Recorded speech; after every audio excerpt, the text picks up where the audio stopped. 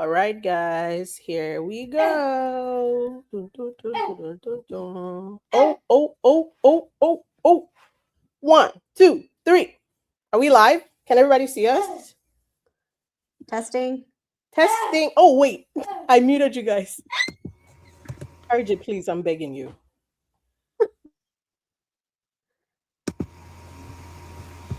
Phoebe, can Yeah, sorry. you're working. I was just looking at whether or not it was working over. Oh yes. Hi My word. everyone. Hi everyone.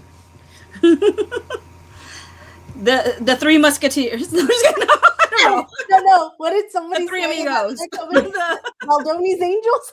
Baldoni's Angel. We're I gotta finally figure back out how to again. fit in the middle here because I keep going to the side or whatever. Guys, I'm in the couch today because I cannot keep sitting in that office chair. Like my back cannot take that. Oh, don't So I have worry. my- oh, We understood you blew off the doctor to give yes. us daily reportings. Yes, I'm supposed to. Thank you so much. But I'm supposed to go back tomorrow. Are you a dog? Why are you barking? Stop! Someone said bite. Stop, RG. It's too much, guys. Well, I mean, y'all. So I was not where. I mean, I didn't get. Of course, I was working all day, so I didn't have a chance until now to come and hang out with y'all. But my question was like, what was your first reaction when you found out the news? I got a text message and I was just like, I think I replied, "Loser lively." Well, that was my reaction. I don't know what that means, but that was my reaction. But it was 407. I did think it was a little high.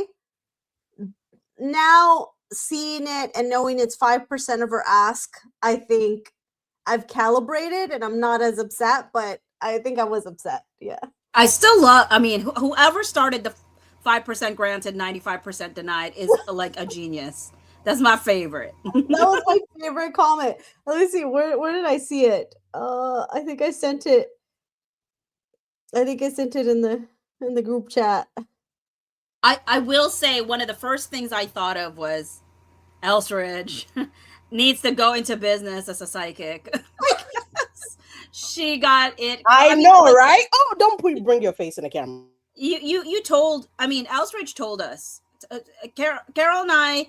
She told us it was going to be happening, and I know that I watched her video where she's like, maybe it's just this unsealing. I guess give me a little bit of credit. Maybe it's this unsealing, but no, you didn't need to. You didn't need to waver. I was so shocked. I mean, first of all, I don't want to say I was so shocked because I knew, like I said, I had the feeling. Thank you so much. I really appreciate it. If you could just I need 5 minutes. I promise. Like I will mute myself whenever I'm done talking so we can. Okay. More than 5, please. No. 5 seconds would be great. Yeah, so a quick recap for the people in the chat. Elsie had told us that she felt like Judge Lyman was going to put the order out this week. Like that's what she said via text message. You're muted. Remember when I texted you guys last week? You, Carol, actually responded to the text and was like, this week? And I said, actually, no. I'm not feeling this week. I'm feeling next week. Because we text August 17th. I was looking at our text.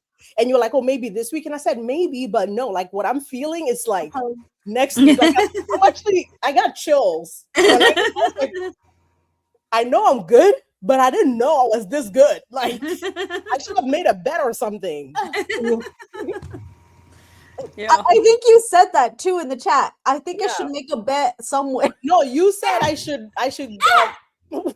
You can't do that. You said I put it in my YouTube video. You said I put it in my YouTube video so people know what I said. Yeah. I mean, the reality is Elstridge has a very strong gut. Like not only, I mean, she has a really good sense of people's character, and she has a really good sense of like there's a reason why Elstridge, like when warning bells go off for her, you should be paying attention because she's usually right on as to why that is. You know what I mean? So that is, I was like, after this whole prediction, I was like, I don't ever doubt you, Ellsworth. Yeah, we won't be doubting you anymore. Have you guys read the entire rule? I have. Oh, okay, you have. I have. I once I found out, like, because when we were driving to, we had to check out a facility that we're facilitating in. That's redundant, but we had to check out the place. And as we were driving, I was reading it because that's when I found out. So I was trying to read it in the drive there and then finish it up on the drive back. I was not talking to people. What was your reaction? Like, what was your initial reaction? Honestly, my first initial reaction is I was like, that seems fair. I mean, I actually was surprised that it was as low as it was. I thought that he could make a case for something else, but I love how he called things out. I will say this too. I did a video on the whole fact that he's like, I can't give you money for things that you redact. Oh yeah. And I have no clue what I'm supposed to be giving you fees for. And somebody in the comment section said, all this time I thought we only got it redacted. I didn't think the judge was also redacted. And I said, usually the judge isn't redacted. He sees the unredacted version. Mm-hmm. But now he got a little bit of a taste of what we get every single time. Ridiculous redactions that don't make sense. Yeah. So now he understood. I love when he mentioned the redactions. Yeah. Yeah. I love it. I finally came into my studio thing and I ran from the boy, but he would probably find me. He will find you. I know you can't run away. I'm so scared of him. Oh, and what about you, Elsie? What was your initial reaction? Or when you could take He's gone. He's gone again. Oh, he's coming back. Oh shit. Anyway, okay. So honest to God, like we were saying earlier and we said before. Oh, and somebody was asking me if I was like this as a kid. I've always been like this. Like it's actually been scary at times for my family. Like I don't want to take like glean this or take credit for this, but 2 times in my life, and I'm not even proud of this, but I've correctly predicted 2 people in our family passing away, and it was very scary for my grandma to like find out. Like, did you know about Dolly? No, that one was shocker. Not at all. I thought Dolly was immortal. Yeah, like my friend was like, she's the one that was supposed to live forever. Yeah, I thought Dolly would actually never die. No, but I predicted 2 times. I predicted 1 time somebody coming home from abroad. Like we were in Ghana, and for like 3 days straight, I kept telling my grandma her brother was coming to visit, and she was like, "My brother lives in London. You did see?" And I was like, I don't know. I've had like, it wasn't, and I don't get dreams. I actually don't dream a lot. Like sometimes I wake up from my sleep and I have no dreams. I have nothing. I have very few dreams. But what I do have is like overwhelming feelings of thinking about a person or a situation, or like I get visions of something happening. For example, in 2000 and when did Beyonce perform Super Bowl? 2010, 2011? I don't remember. If you guys don't remember, you can look this up. When Beyonce performed her Super Bowl, the lights went out very briefly. Yes, I remember that. I do remember that. I'm going to tell you this. I didn't predict the lights would go off when Beyonce was performing. This is what I did do. During dinner that night, we were about to watch the Super Bowl, and I remember asking my mom, I remember exactly, we were sitting at our kitchen counter. My mom was making quesadillas. We had this George Foreman grill. And she kept opening it and closing it. And I remember looking at the George Foreman grill, and all I kept thinking was the lights going out. And I remember saying to my mom, what are the chances like, and in Ghana, the lights going out is a normal occurrence. Like in most African countries, electricity cutting out and coming back on is not news. And I remember being like, what are the chances like Beyonce would be performing and like, there would be like a power surge or something and the lights would go off. And my mom was like, this is America, babes. Like that doesn't happen. I swear to God, in the middle of Beyonce's performance, there was a power surge and the light went off. And I remember my mom just did this and was like, yo, witch ass. My mom literally, because it's not news to her that I do this, but my mom has a little bit of this thing, like hers is a little bit creepy, but she knows that I have this. So she wasn't shocked. She just kind of looked at me. I remember she was literally biting into a quesadilla, just like, yo, witch ass. She literally called me a witch. And I was like, oh no, I didn't like envision the lights going off at the Super Bowl. I just envisioned like, is it possible the lights could go off? Because I just kept seeing the George Foreman girl flickering. And then it happened. And most of the times I don't say a lot of the things that I see, right? So when it happens, I have to kind of keep it to myself. Or if I claim credit for it, it looks like, you're okay, girl. So very few times in my life do I ever tell people something is going to happen. Like when the FIFA World Cup was going on, I correctly predicted like 6 games that me and my husband were watching, which most of the Do time. you bet? Oh yeah, my husband bets. But here's what I don't do. I never like tell you bet on this because it's gonna happen, because I don't want the responsibility of it.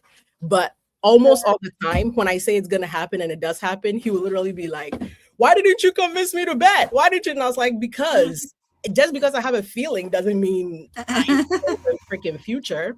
So like I'll be like, oh, this game is gonna end with this score. Or I remember Portugal's first game. I said they're gonna score within the first few minutes. And I think they scored their first goal within the first like 2 or 3 minutes. My husband was like, he's not excited either, because we've been together for what, 9 years now. He knows that I do this thing. But every time I say something and it happens, he's always like, yo, I'm actually kind of scared of you. But I do it with monetary stuff. And I always say I'm not good at that. Like I'm not good at betting or seeing lottery numbers. And in fact, I so don't trust myself with that, to the extent that when I see lottery numbers, I don't trust it. Like I don't believe it's right. I think maybe I'm psyching myself out too much, or I'm convincing myself that I know this because I have this intuition thing, that I'm convincing myself I know the number, but I don't know.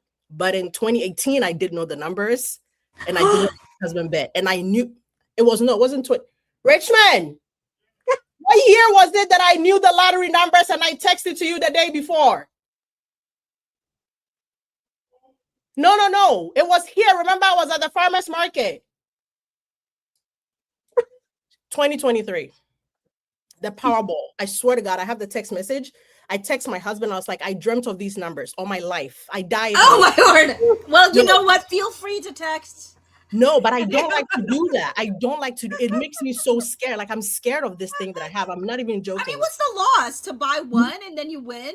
Like No, you lose $2, or I don't know. Actually, I never buy lottery tickets, so I have no idea. But how expensive those Not things are. watching encouraging you to gamble. No, I will literally look at the message. I will literally look at the Is it really a gamble if you're very sure? No, but I'm not. I don't want to be sure. Do you know how scary that is to walk around and like my brain? You guys understand? My brain is never asleep. Like I'm itching all day, which is why this Lindsay Clancy thing blows my mind, because I'm scratching myself all the time. No, but I remember texting my husband the day before the numbers, and we laughed. And then the next day when the numbers came out, I was at the farmer's market, and I remember he literally texted me, was like, guess what the lottery numbers are? And they were literally the order that I texted him. I remember stopping in my tracks. I was like, what the fuck? You're like, we could have had our life set. No, honestly. But how much was it? It was a lot. It wasn't a billion. It's always a $1.7 billion. No, but I remember I saw the numbers clear as day. I swear to God, I woke up and I texted him because I wanted there to be record of it. And I texted him the numbers. And it happened again in 2018 when I was pregnant with my son. And I remember it was December. We went to the African grocery store to buy some stuff. And he was like, should you buy some Powerball numbers? We bought it, but I didn't tell him the numbers that I knew. When we came home, I was like, these are the numbers I think of, but don't put them. And they all so he like brings that up every now and again. But I don't often tell people. I mean, you guys know now, especially Carol, because I always tell you when I feel things and you're like, damn, you were right. You were right. But when you guys text me this morning to say, I just realized this whole thing is becoming, I'm about to start reading you guys' palms now. Like, I'm getting chills now because it's something that like I've had since I was a kid and I don't like it. It's actually a very heavy thing to have. When I feel heavy things, like this is nothing. Like Judge Lyman might drop an order is like for funsies. But when I've had feelings of somebody passing away or like somebody, and I've multiple times, my husband has woken up to go to work and I've been like, no, you can't leave the house today. And he will literally go back to bed. Like, it's not like I think something is going to happen, but I don't feel easy. Like I heard it, I feel heavy and I'll be like, no, get back in the bed. You can't go out. And he'd be like, cool. Well, sometimes like, what is the feelings today? And I'm like, go to work. You're fine. No, but I wasn't shocked because like I said, I was expecting it. But 407, I mean, like Carol said, it would be better if it was less. But I think 400 is the best we could have imagined. Under the circumstances. Yeah, under the circumstances. I think it is. Yeah, especially out of $8 million. Like, Yeah. and you guys asking if we're gonna read this? Yeah, as much as you guys want. I know Lauren was reading it earlier, so I don't want to belabor the points. If you guys want to pick it up from the top, and Bachi hasn't read it, so she makes us read it. But now she's read it. I have read it. You've So I kind of mean, if we're if we people can just pick want some to go points. to, we You can guys go wanna- to specific Can we go- ones, or we can read the thing. I don't know. It's just 21 pages. It's not that long. Yeah. Someone said in a comment section, 407 for a liar is a lot of $407,000 for a liar is a lot of money. Oh, it is. No, except this liar owes her lawyers infinitely more than $8 million, right? So to her, this is gonna feel like a slap in the face, which is what I think the win actually comes from us. Like, you got to look at it like she woke up and she was told you got 400, and she probably smacked her face across the wall and started sliding down the wall and grabbed some of the Betty Boos and was like, She woke up and she was happy because it was her birthday. yeah. No, I put the comments on the screen so you guys can see it. Let me know in the chat if you can see it. It just reminds me of that Gottlieb interview with that Baloney guy, Matt Baloney. Oh yeah. Where he What's his said, face? Ari Emanuel. No, Yeah, not he's good. Baloney Baloney or or something? Get these fees. It says shall get these fees. Oh, you mean the podcaster, and his name is. Oh, I thought you were saying when Ari Emanuel called him baloney. I was like, no, Matt Baloney. I know the podcast you're talking about. He's like, yeah, and he goes, not when we get these fees, shall get these fees. And I'm like, where's that confidence now, Gottlieb? No, but the fact that they actually came out to say, how do you guys feel about that? The response that Blake's team had of, oh my God, this is a historic win. I was like, are you not embarrassed? Are you not embarrassed? Are you not ashamed? Why would you come out and say this was it was never about the money?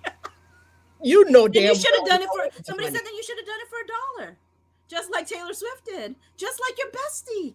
Just go for $1.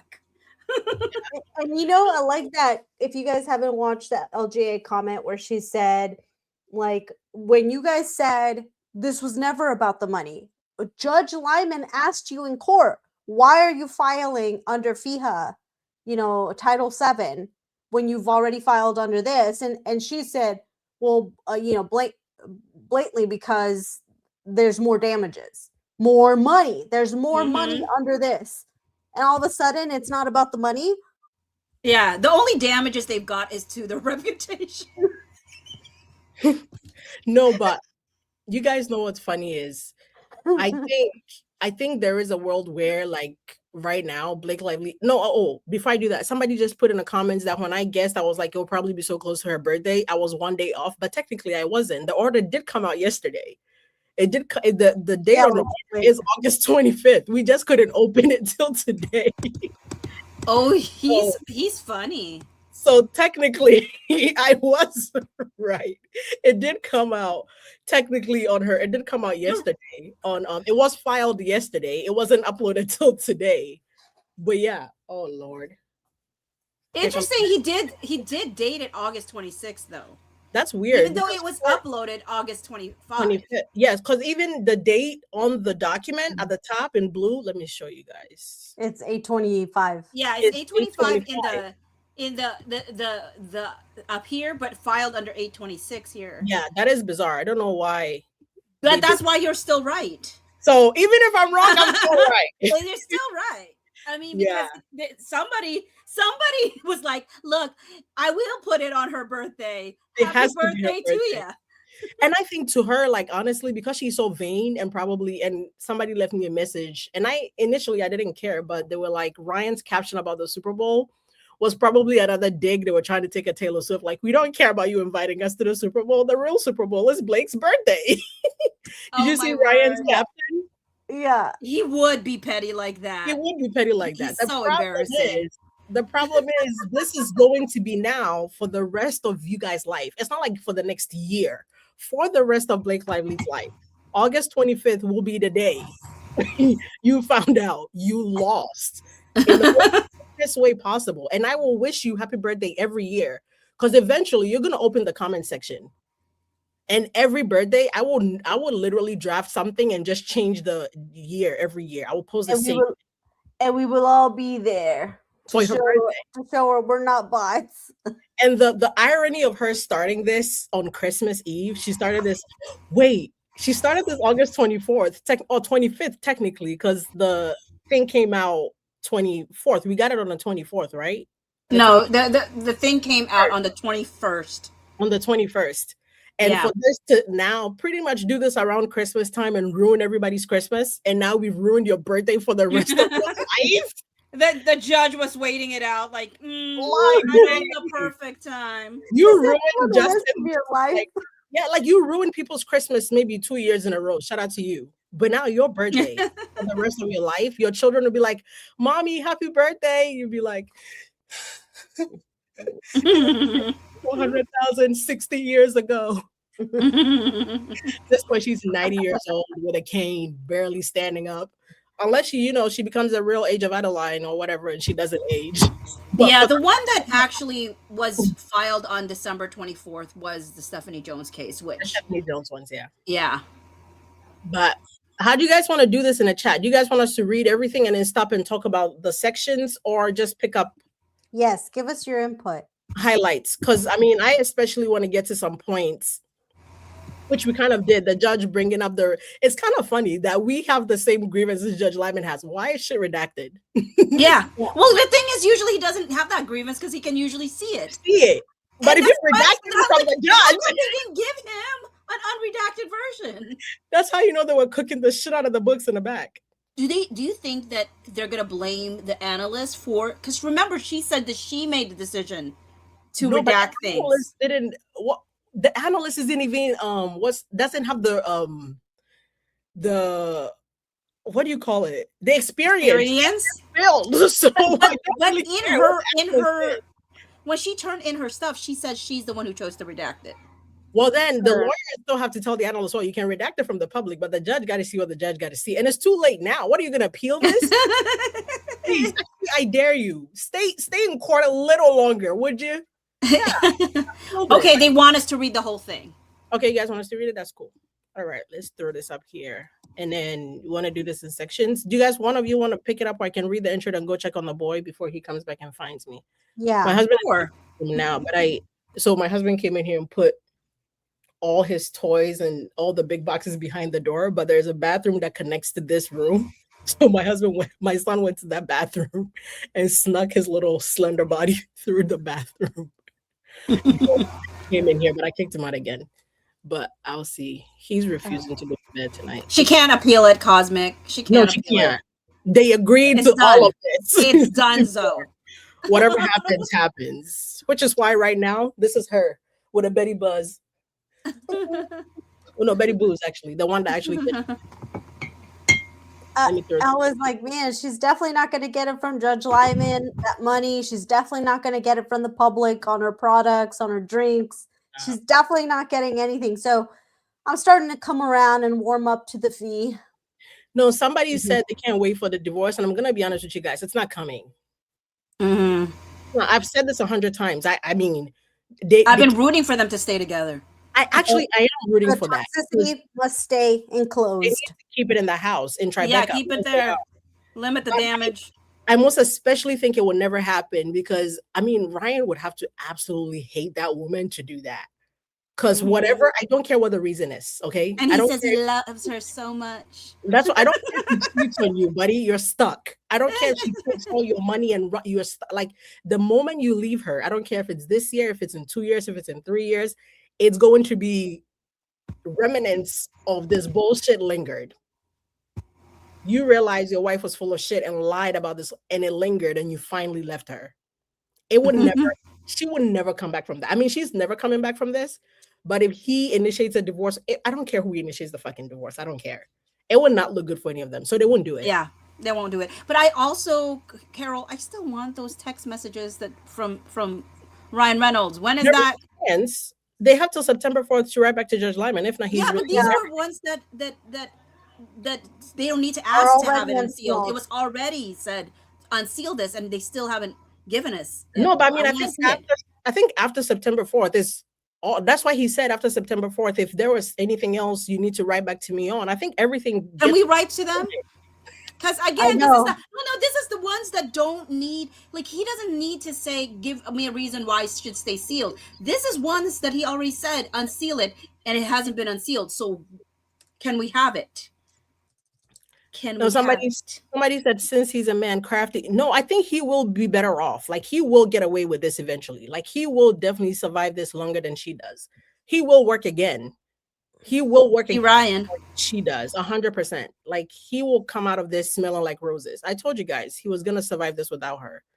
She will be barefoot and pregnant probably in 6 months, and they would think that would be cute to post about and shit. Just watch. Honestly, that may be a way to soften people's minds around her, or Not me. I'm hardcore. I mean, not me, but like maybe other people. Yeah, probably. Other people what? Sorry.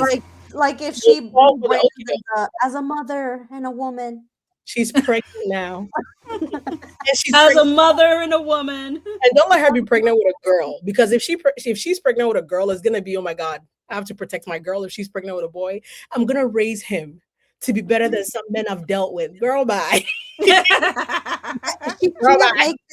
I'm telling you, this is going to follow her, especially if she makes that her brand. She's never going to recover. Oh, South Facing Lads said, come on, she has a bright future as a real housewife. Real housewife of Los Angeles or whatever, or wherever she's from. New York. Of New York. No, Housewives of Canada. Oh. You know what? That is a bright idea. I'm not even joking. She might have a chance, because the New York girls will eat her up. The Housewives of New York girlies will eat Blake Lively up. This girl, they will. She can't survive that. No, you think she's mean? They'll roast her with this history. No, they will run her at. She might actually become likable, because they will run her to the ground. She will look so pitiful. Like, I'm not even joking. Oh my God. Okay, I'm gonna do the background and the intro, and then I'm gonna run to go check the break. Then who's gonna scroll? Oh, Carol, do you want to put up yours? That way, when I leave, I can connect it to you. Okay, that makes more sense, because I'm like, oh, you leave. We get stuck. You know what? I'm gonna have you take control now. That way, I can scroll and read on my end. But you can still control it. And then if Bachi has to even read it from her own computer, you can still scroll for the people. Okay. Do you want to zoom in though, because they can't see? Somebody said the Real Housewives of Antebellum. Oh no, that is funny. That is actually. No, but the housewives would probably tear her apart enough to make her look pitiful. And I actually don't like that.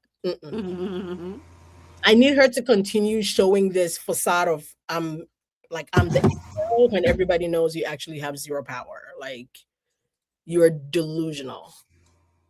Okay. Plantation. Plantation housewives. Lisa, please don't kill me. Okay, can you share that? See if I need to make it bigger. Yep. All right. Hold on. You can probably zoom better than that, yeah. Oh, hold on. Slide left. Hold on. Is it just me, or is it very pixelated? It is. It's pixelated? It's good. It's kind of good now. Oh my word, I really need to see the eye doctor. Let me zoom in. Oh, that does help when I zoom in myself. I forget that I have a... Yeah. Okay. If not, I think I could make it just a... Does that make it a little bit better? And if somebody has a super chat or something, please remind me, because y'all know I don't be looking up there. And I need to be better at that. It's so bad. It's such a bad habit. I mean, there's jewels. You got a bunch of jewels. I don't know if that's the same thing. Today. I heard about that today. The jewels, I learned about that today. Oh, okay. Let's see. Oh, Silver Star. Thank you. Thank you for the jewels. Yes, thank you. Can I pick this up at like a local jewelry, or? This is all fictional. This is virtual jewelry. Oh, we got a floating heart. I wish we could see these, but we don't get to see them. All it says is you got this. Oh, we got a high five, a laughing disco. This kind of like TikTok now, where you get animated stuff. All right, here we go. Okay. All right. The court has you guys ready? Well, let me move the comment from Carol's face. Right. Yeah. How do I remove that from Carol's face? I just want to, before you go, I'm just gonna say hi to Mark. Thank you for the $2 for I Blame Gordy. Thank you, Mark. Gordy Reynolds. Oh, Gordon Reynolds. All right. We ready? Yeah. Mhm. Okay. The court has previously outlined the background of the dispute at length. Lively versus Wayfair. Familiarity with the prior proceeding is presumed. Lively and Baldoni have waged fierce battle. Damn. Okay. With each other against each other in court. Lively initiated the legal dispute by filing an administrative Wait. Well, pause there real quick. I saw in Cassidy O'Connell's video, and she made a good point about that line. The judge didn't say Lively, and Baldoni had an SH lawsuit. She just civil. because it's dismissed, it's gone, Yeah. and he summed it up to a fierce battle. Yeah. Like a contentious background, a fierce battle. That's what And he said. I love that he says Lively initiated the shit. Yeah. Yep. Somebody to blame. He's like, don't forget it. Don't you Lively forget started it. this. You started it, and She I'm started finishing it. Yeah. Finish him. Lively and Baldoni waged fierce battle against each other in court. Lively initiated the legal dispute by filing an administrative complaint before the California Civil Rights Department on December 20th, 2024, accusing Baldoni and his co-defendants, collectively the Wayfair parties, of sexual harassment and retaliation in connection with conduct on the set of the film and related to the marketing of the film. Lively followed that administrative complaint with a lawsuit filed in this court on December 31st, 2024, leveling charges of sexual harassment, retaliation, breach of contract, intentional. I don't know. There is like a whoosh, like an air conditioning whoosh or something. Not from here. It's probably me. Oh, or like a fan from a computer. Yes, probably. I don't know if it's bothering the audience when I'm reading, because every now and again it comes in. So maybe if I'm reading, like if you I'll guys can mute. I'll mute. Okay. Breach of contract, intentional infliction of emotional distress that she took back. Garden variety, negligent infliction of emotional distress, and false light invasion of privacy. That is so fucking rich to talk about invasion of privacy with all the things she did. Oh my God, against Baldoni and the other Wayfair parties. The Wayfair parties responded several weeks later with a lawsuit against Lively and her husband, Ryan Reynolds, as well as against her publicist, Leslie Sloan, and Vision PR. Wayfair action docket number. The complaint in a Wayfair action contained causes of action for civil extortion, defamation, false light invasion of privacy, breach of the implied covenant of good faith, and fair deal and intentional interference with contractual relations, intentional interference with prospective economic advantage, and negligent interference with prospective economic advantage. On January 31st, 2025, the Wayfair parties filed their first amended complaint. The FAC, we've said these words so many times. I'm like, oh my God, it's nostalgic. It added claims against the New York Times company for defamation, false light invasion of privacy, promissory fraud, and breach of an implied in fact contract. Otherwise, it contained the same causes of action against Lively Reynolds, Sloan, and Vision PR. On June 9, 2025, the court granted the motion of Lively and the other defendants to dismiss the FAC and the Wayfair action, given the Wayfair parties leave only to amend the tortious interference and contract and breach of implied covenant claims by June 23rd, 2025. That was a fun summer. Wait, well, not fun, but it was a lot happening last summer, guys. This summer was super boring. Last summer, we were like this, like chickens with our heads cut off. Wayfair action, Wayfair Studios. The Wayfair parties did not file a further amended complaint. Very disappointing, but they had a plan. It's like we're recounting. It's like a movie or like a documentary, and they're telling the background of what happened. On September 8, 2025, Lively moved for attorney's fees, treble damages, and punitive damages under California Civil Code 47.1. That's docket 742. By opinion and order on June 12, 2026, the court determined that Lively was entitled to attorney's fees and costs pursuant to California Civil Code 47.1 in connection with the lawsuit alleging inter alia claims of defamation against her docket number 1440, Wayfair Studios versus Lively. In that same opinion and order, the court determined that she was not entitled to compensatory or punitive damages. The court ordered Lively and Wayfair parties to submit papers regarding the appropriate measures of fees. Lively now seeks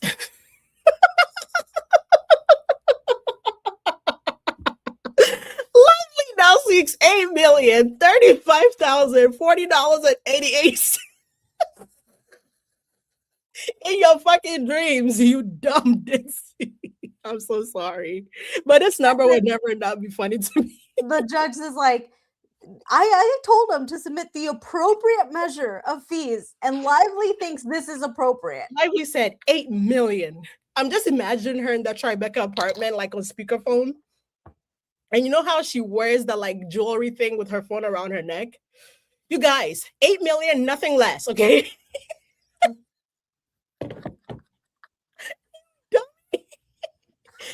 8,035,040.88 in fees and costs, including $7,495,526.87 in attorney's fees and costs, in the amount of $539,514.01. Really, I got the 1 cent though. Mm-hmm. The Wayfair parties argue the Lively's request is so inflated that the court should deny it altogether, and that at minimum, the court should substantially reduce Lively's request by using the benchmark, the 181,000, which I wish they had done that, but I get it. 181,622.70 the New York Times sought in related litigation as fees and costs for defending against the related claim brought against it for defamation.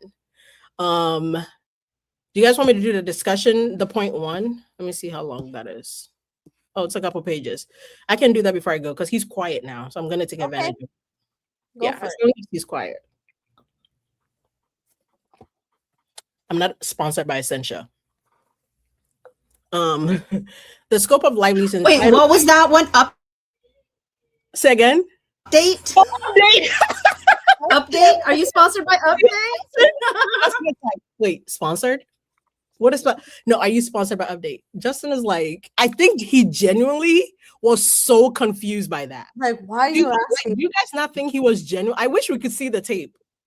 In the comments, you guys know what we're referring to. I reminded you guys not too long ago if you watch my video. So when Justin Baldoni was doing his deposition, I feel like I talk about this all the time because I find it so funny.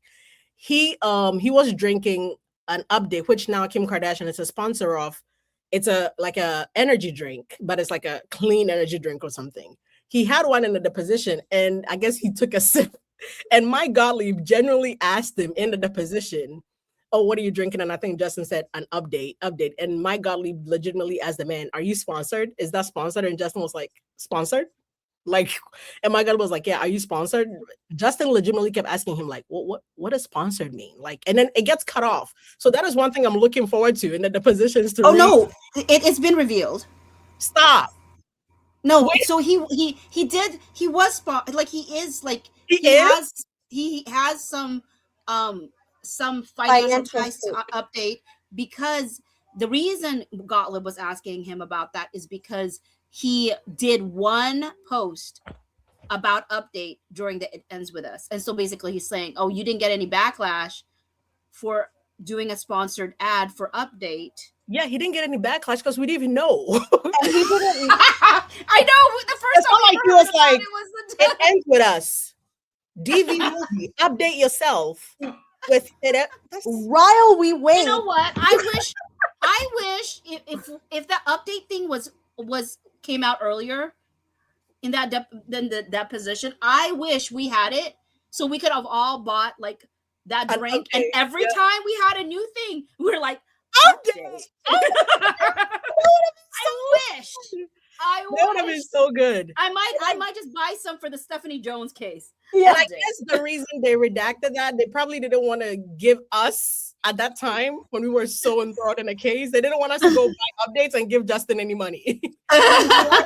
You do the influencer thing. Yeah, you basically on it, guys.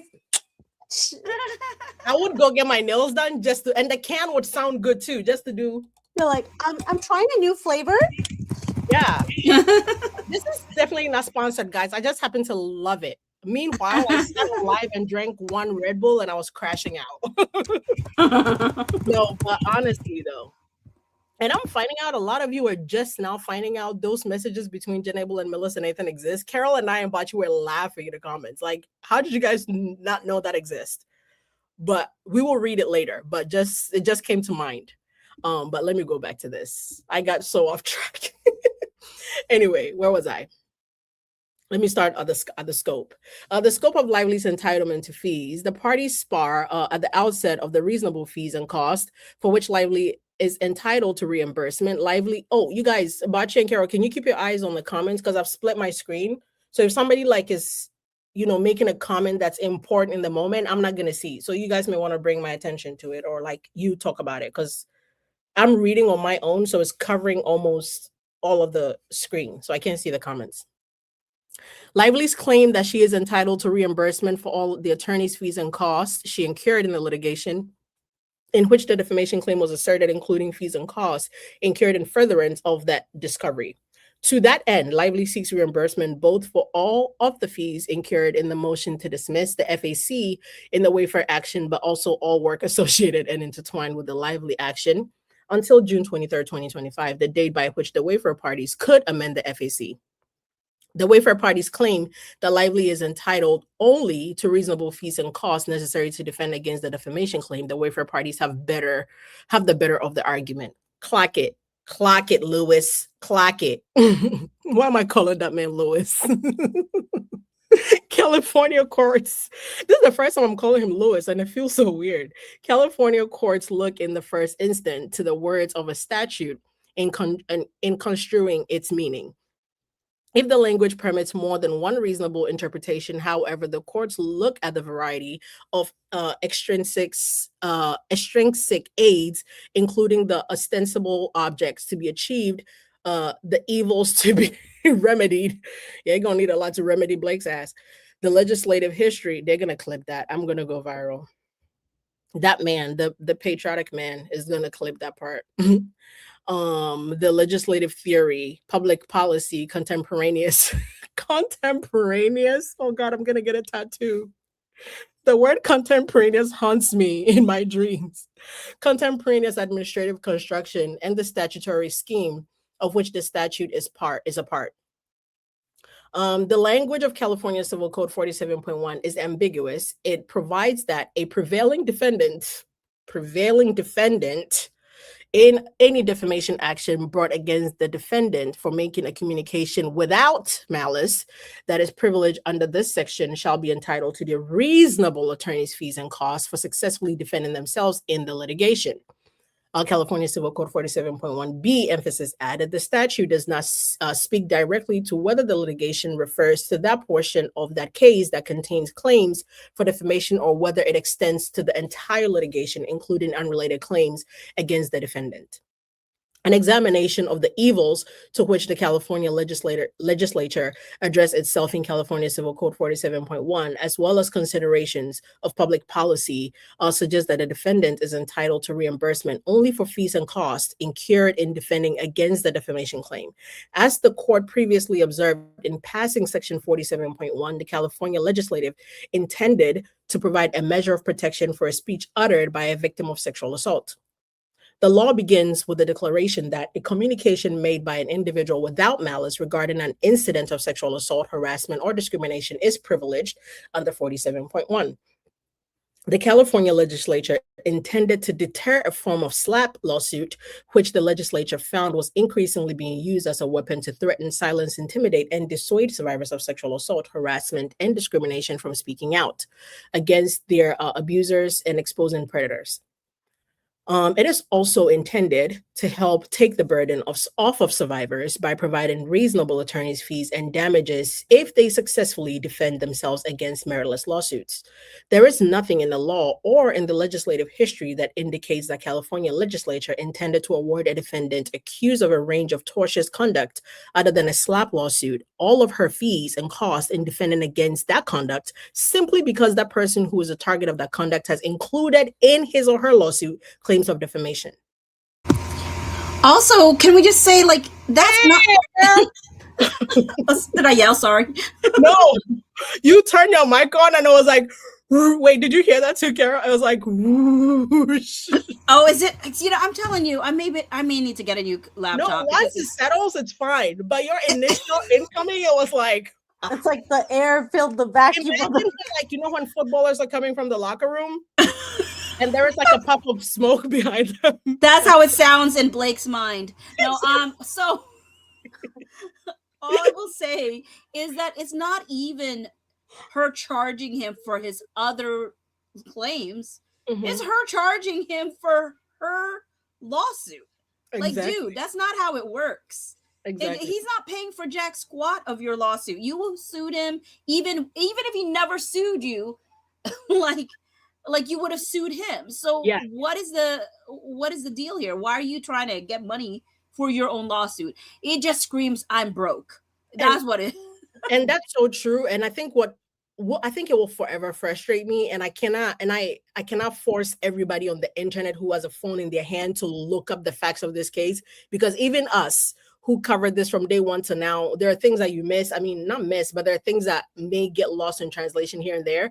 But the one thing I can never get over, and it will always, I have to grind my teeth every time I see it in a comment section.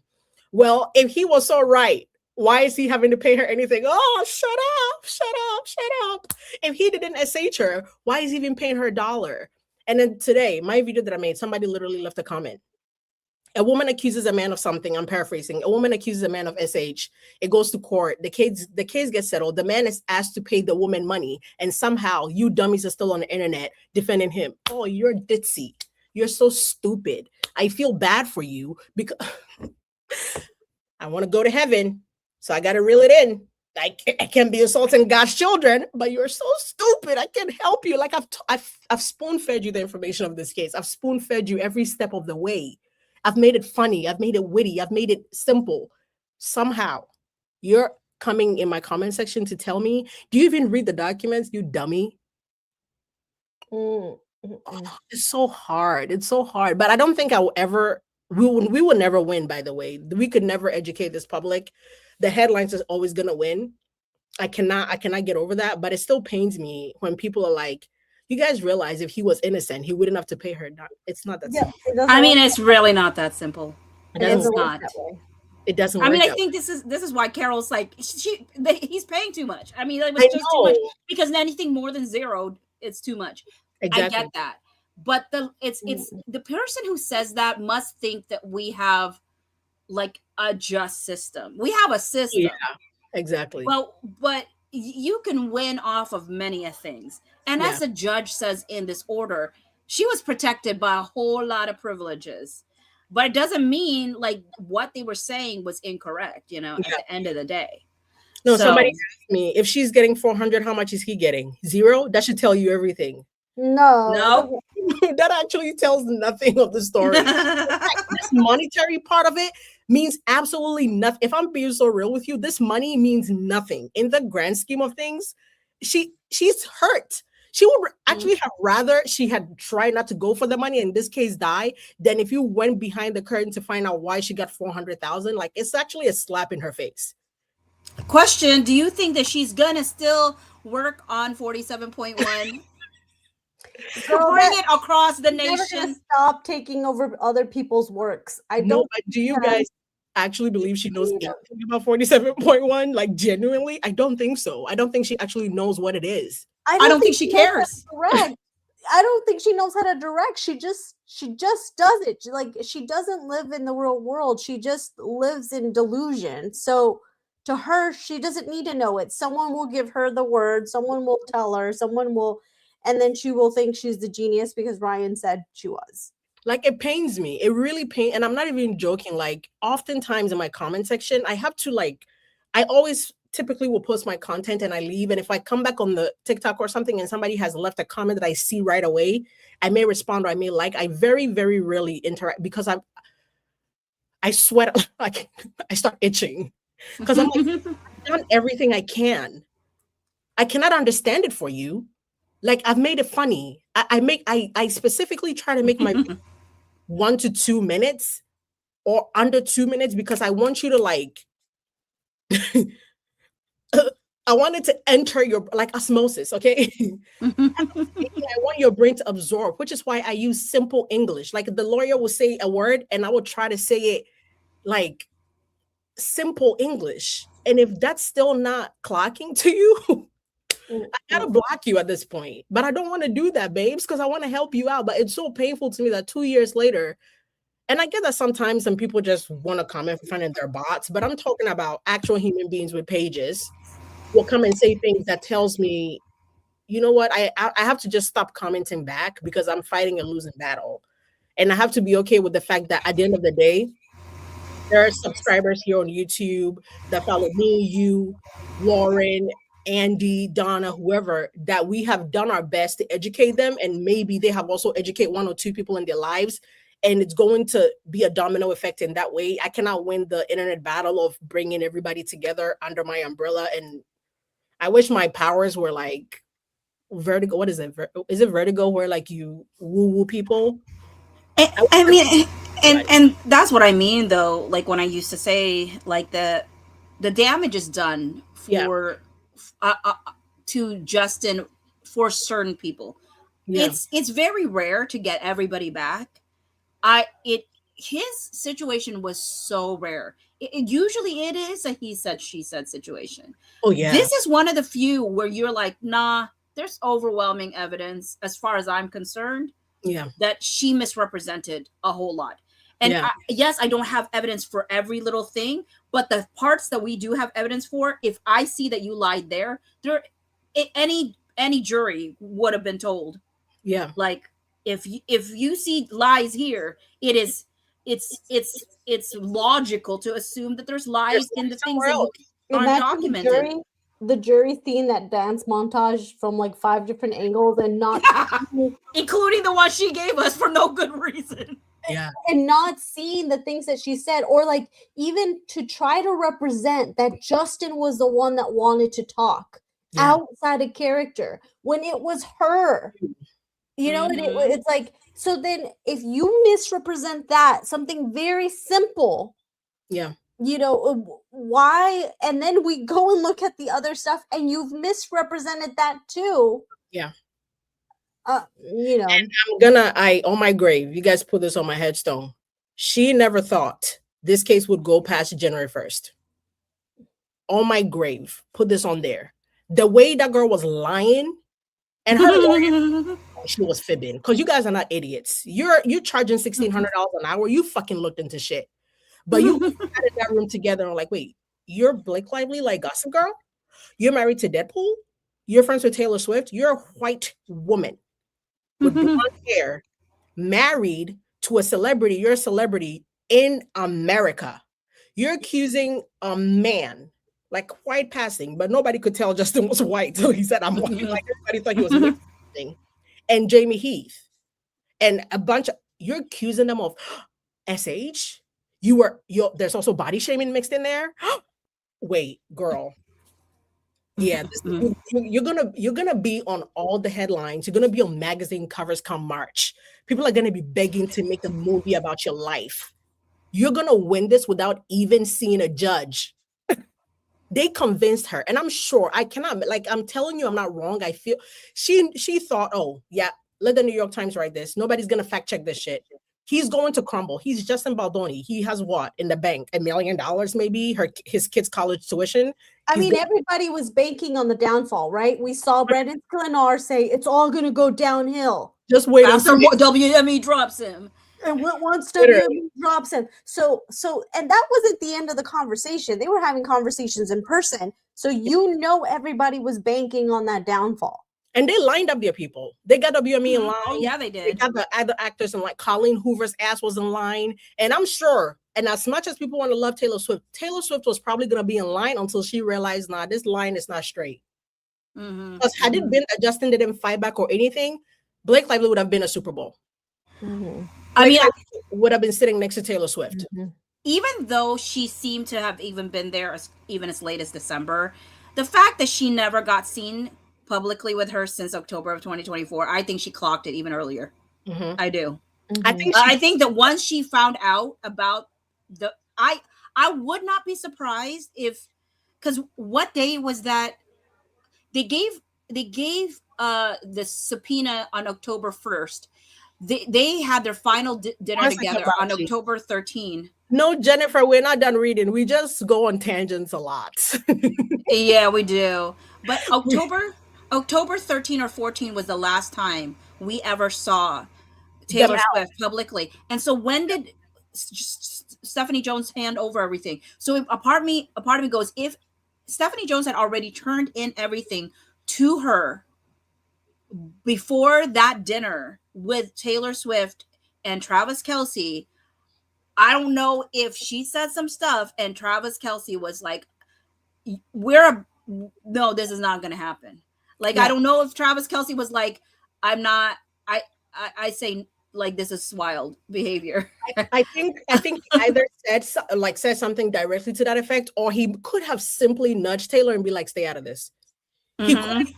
He doesn't necessarily have to have like inserted himself into it and have opinions about it, but he could have simply said something to Taylor like, things like this are always a slippery slope, especially in Hollywood. You know what I'm saying? Like, you may want to stay out of this. And the way Taylor talks about that man and their relationship and stuff, she takes him seriously and takes him seriously enough to where she would be like, okay, you got it. Yeah. You know what I'm saying?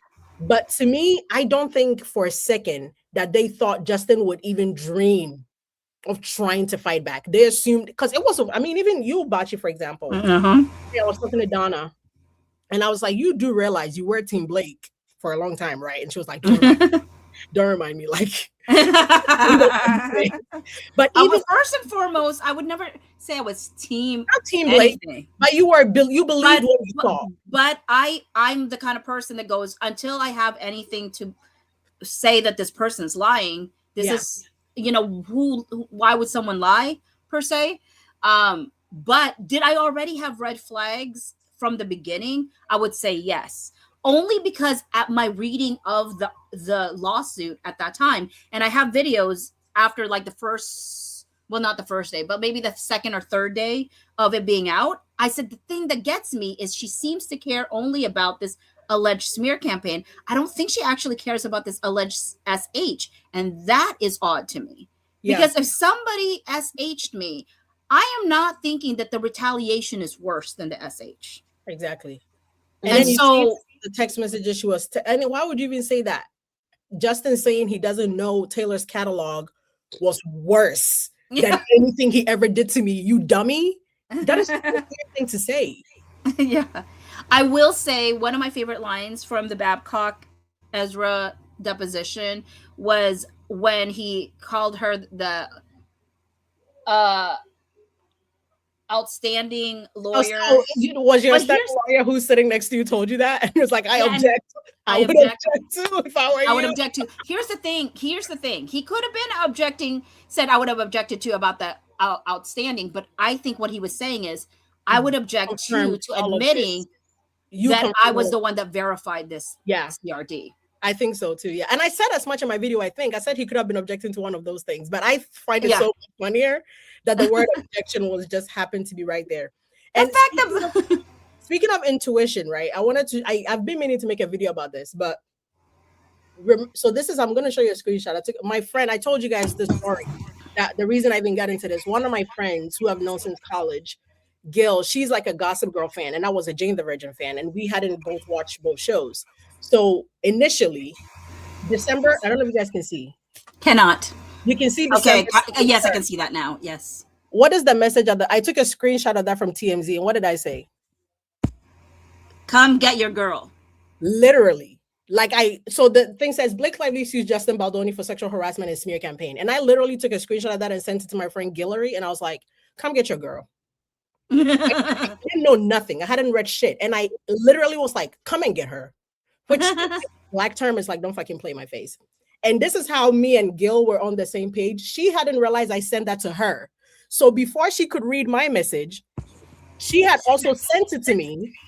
And then she was like, I'm going to read it. She says, what do you know about this? I'm lost. And then she goes, oh my God, ha, ha, ha, ha, ha, ha, ha. I didn't see your message first.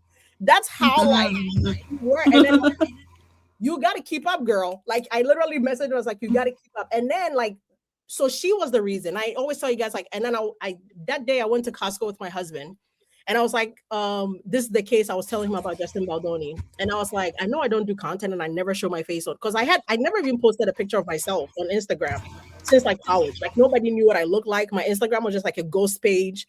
Are you telling me you didn't look the same when you were in college? No, I did. I mean, a little, maybe pounds less. But I was just like a ghost follower. I don't even like posts. I just scroll. I didn't have a TikTok. But around December, I had made a TikTok for food, and like I will post like TV show stuff. And one day I was in a car with my husband coming from Costco, and I said, "Hey, how'd you feel about this? I don't do content, but this case is like they're trying to bothering me." I was like, they're trying to play with this man, and I don't know this man from nowhere. Never seen him in my life, never met him. I've seen him on TV. And from what I see, this is a legit person. And to me, he is who you are. I said, like, if we had $1, I make this joke all the time. Like, there's been instances where I've been with my husband in Ghana. Somebody would ask for money. He would go in his pocket, give them the money he has, and I'm looking at what we finna eat. I'm gonna get money or something. Like, he would dead ass give you his bottom dollar, and now what you want me to do? To me, I was like, that's the kind of vibe I get from him. Like, he would probably give anything to help people, and people would think he is easy to take advantage of. But I'm Emily. Like, I clocked that early. I'm Emily. I'm like, I'm not playing this fucking game. I was like, I'm gonna turn my camera on. I'm gonna talk about this case. And I remember dead ass, this is all my husband said. Well, I mean, be careful of what you say. Don't get us sued. But you're like, she didn't. No, you know me. Legitimately. I was so surprised. No, I was like, if there's anyone that's gonna get, I thought I would be number one. No, but honestly, like, I think she's scared. When Lauren texted me, I remember Lauren texting me, Andy, Lauren, and Donna, and everybody that she got the subpoena. And I was in a car with my husband again. I looked over and I was like, "Damn, babe, we're gonna get sued." It was like, "We, you." Like, Bro, did you check your Google? I checked my Google, everything. I checked everything, nothing. And I was like, I mean, it's still ruling in. At that point, Andy said he didn't have anything. Donna didn't. A lot of people didn't have anything. Then, like a couple hours later, people, and I was like, shit, my name is definitely coming up. And lo and behold, it's been a year. Ain't nobody. Ezra Hudson said, leave that girl alone. She's so spicy. And honestly, the time of day. As ruthless as I was, I didn't say anything out of turn. And I think somebody made a comment. I'm not going to say who, but the person, Carol, I told you were there. Mm. The person said, I think the way I covered this case was so like, they were like, yeah, no, they're not paying her. When they were paying her, they would probably tell her to keep it lit on certain things. But the way this girl talks, like, there is no filter. There is no, I'm not taking care. I'm not being careful. I'm going balls to wall. So they were like, yeah, she's definitely not a bot. She's not being paid. I think that's why they left me alone. But I think honestly, and I was only like one of the only people of color covering this. Bohemian Diva at that point had kind of stopped when the stuff came out, and then Bachi as well. But I feel like they were like, yeah, no, yeah. But me, I was shocked. I was ready. I was prepared. And every day people would text me and be like, girl, did you get it? I'm like, no. The disappointment. I was so sad. Like, I felt discriminated against. Discriminated either way. And then I made the video and I'm like, Blake and her team was so racist that after everything I did, they didn't even dare subpoena me. Andy was like, they didn't want that ferocity. No, Andy texted me like, Elsie, why would you say that? I was like, that is so disrespectful. Although, why would they not subpoena me? Like, they don't believe me. He's like, no, they're definitely scared. And I think for a long time too, they believed I was a lawyer, because the articles that would keep writing about me would keep saying attorney, all FAFO and associates attorney. I was like, okay, but I'm not. I keep telling you guys my degree is from TV. Thinking I was like a real lawyer or some shit. But oh my God, those are fun times, man. If they ever make a movie about this, I specifically want to like talk about me waiting to get that subpoena, like how I was feeling in the moment. Build up to not getting the freaking subpoena. How disappointing. But I did feel bad for people who had to go for it. I would have actually ignored it. To be honest, if I got it, I wouldn't have moved. I would have been like, fuck all of you. Take me to court if you want. But here, let's do this. I need to go grab a charger. Carol, do you want to pick up where I left off? I think I stopped right here. Bachi, you want to read it or? Where? Right here. There is on page 5 There's of nothing. 21. 5 of 21, middle of the page. There is nothing in the law or in the legislative history that indicates the California legislature intended to award a defendant, the boy is coming You anyway, see it? accused of range of tortious. So this paragraph after that, the facts of this, the facts of this case. Right here. Okay. What do you need, Papa? One Sure. second. You can wave your hand, but not your hand. Okay. Do you want me to start? Let's go. I'll mute myself. All right. I mean, even though I'm the one with the apparent computer making the whoosh sound on it. The facts of this case illustrate the point.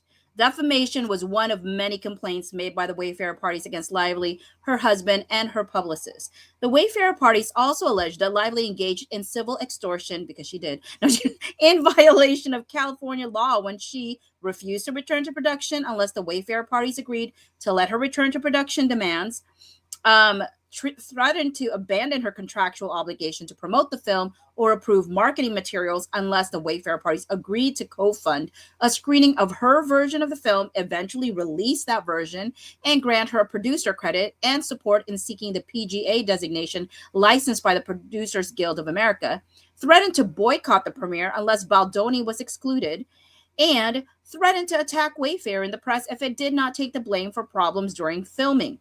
The Wayfarer parties also alleged that Lively breached the implied covenant of good faith and fair dealing in the contract by which Lively agreed to perform as an actor in the film It Ends With Us by making threats, seizing creative control, and depriving the Wayfarer parties of the opportunity to produce, edit, and market a film as contemplated by the contract. They further alleged that Lively, with Reynolds, intentionally interfered with Baldoni's relationship with his talent agency by making threats to it to drop Baldoni. The court dismissed the civil extortion claim only after an extended discussion in which it took issue with a decision by a federal district court in California. It dismissed the claims for breach of the implied covenant and intentional interference with contract without prejudice. Those claims were not pursued only because Baldoni decided not to pursue them. And I like how he said the only reason the claims were not pursued is because Baldoni made that decision. Technically a Wayfarer. Lively has given no reason why she should be entitled to her fees. What do you think of that sentence before where it says the court dismissed the civil extortion claim only after extended discussion in which it took issue with the decision by a federal court in California, meaning there was case law, but he wasn't bound by it. But he's like, I'm not going to use it. You know? Mm-hmm.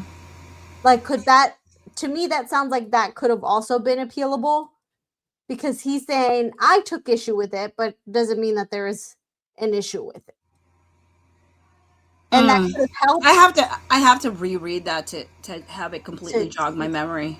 Yeah. Do you remember it pretty well? No, I don't remember. It's just the way that he worded this. It says, which it took issue with the decision by a federal district court, meaning the only reason he could take issue of it is if he's not bound by it. You know, it's not in his district, or in his, in his circuit.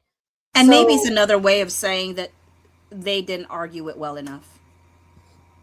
Yeah. See, and that's what I don't think it says. I think like he has a problem with it. Like, just like he has a problem with how the federal judge in California You're right. In which it took issue with the decision. Yeah. So like they have the issue. They didn't like the decision that. Got it. Yeah. Well, I mean, but it sounds like they did do a good job. He just didn't agree with that. Gotcha. Ruling. So, anyways, yeah. Go ahead. Lively has given no reason why she should be entitled to her fees and costs in defending against each of those claims, simply because the Wayfarer parties also chose to sue her on a claim that she was making false allegations of sexual harassment against them. Nor has she provided reason why she is entitled to any attorney's fees or costs after June 9, 2025, the date when the court dismissed the Wayfarer party's defamation claim with prejudice. The federal rules allow a plaintiff to state in one complaint as many separate claims as it has, the rules thus contemplate an expansive definition of case, including all claims that the party has against a particular opponent falling within federal jurisdiction. If Lively's interpretation of the litigation in Section 47.1 were adopted, it could not be limited to claims that related to the defamation claim. It would extend to all fees and costs incurred in the entire litigation, regardless whether the claims had any relation to the defamation claim. I love this, such an interpretation would extend far beyond the goals that the California legislature was intending to accomplish in enacting Section 47.1, which is exactly what we all said. This is ridiculous. She's not going to get $8 million. She's trying to go way beyond what the actual Section 47.1 is saying. This conclusion is consistent with California law. The California courts have held that when a cause of action for which attorney fees are provided by statute is joined with other causes of action for which attorney fees are not permitted, the prevailing party may recover only on the statutory cause of action. The principle has been applied to California Automobile Sales Finance Act and consumer legal remedies, both of which language similar to that in Section 47.1. There is no reason to believe that the California courts would apply a different interpretation to California Civil Code 47.1. So, Lively's reasonable attorney's fees, unless you want me to read do you want me to read anything there?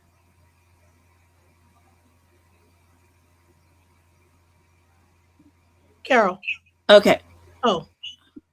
Okay, so Lively's reasonable attorney's fees. Lively seeks $8,035,040.88 in fees and costs, comprised of $7,495,526.87 in attorney's fees and costs in the amount of $539,514.01. Under California law, a trial court assessing attorney's fees begins with the lodestar figure based on a compilation of the time spent and reasonable hourly compensation of each attorney involved in this case.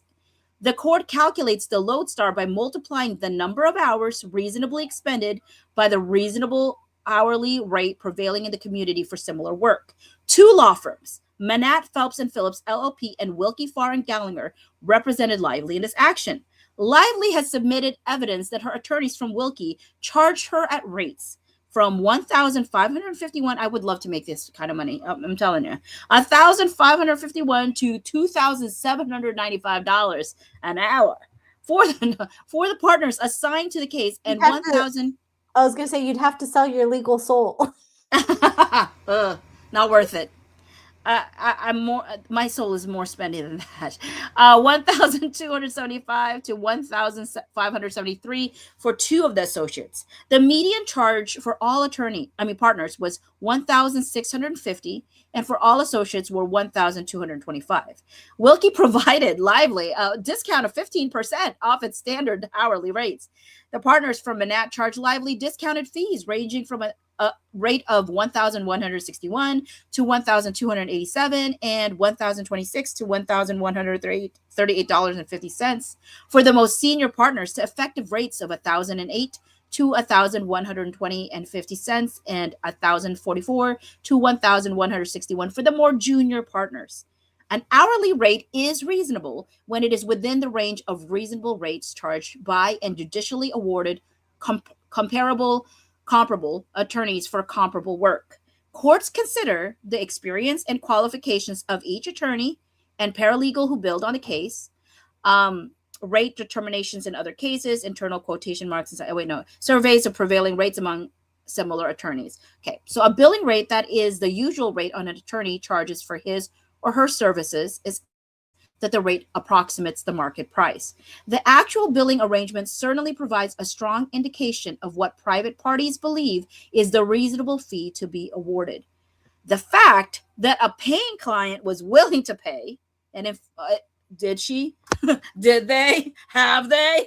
I don't know. We'll find out. They're gonna put her on a payment plan. She's gonna be using Klarna. What is it? Klarna? What is it called? Afterpay. She's definitely using Afterpay. Yeah, I guess they said that she paid her bills. No. They didn't say they billed her appropriately or whatever they said. She hasn't paid. Said she is paying. They didn't say it was paid, and then they billing her. And then they put under oath that she will continue. How do you put under oath someone else's actions? Like, I guarantee Blake Lively will continue to pay under oath the penalty of perjury that she will continue to pay me. How do you get away with that? I don't know. They didn't pay. They said she's paying. She's on a payment plan. Yeah, so the fact that a paying client was willing to pay and in fact paid a certain amount to litigate a case is strong evidence that the fee was reasonable.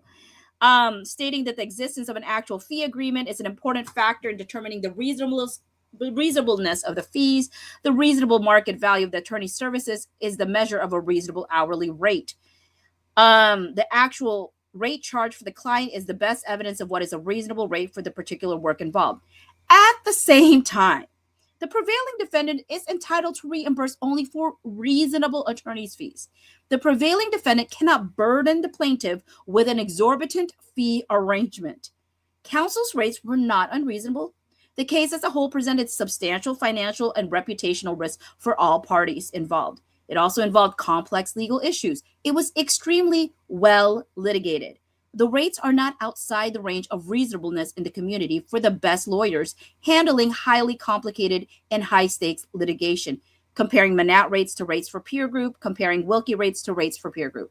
Now, Lively seeks attorney's fees for 82 timekeepers, including 53 from Wilkie and 29 from Manat.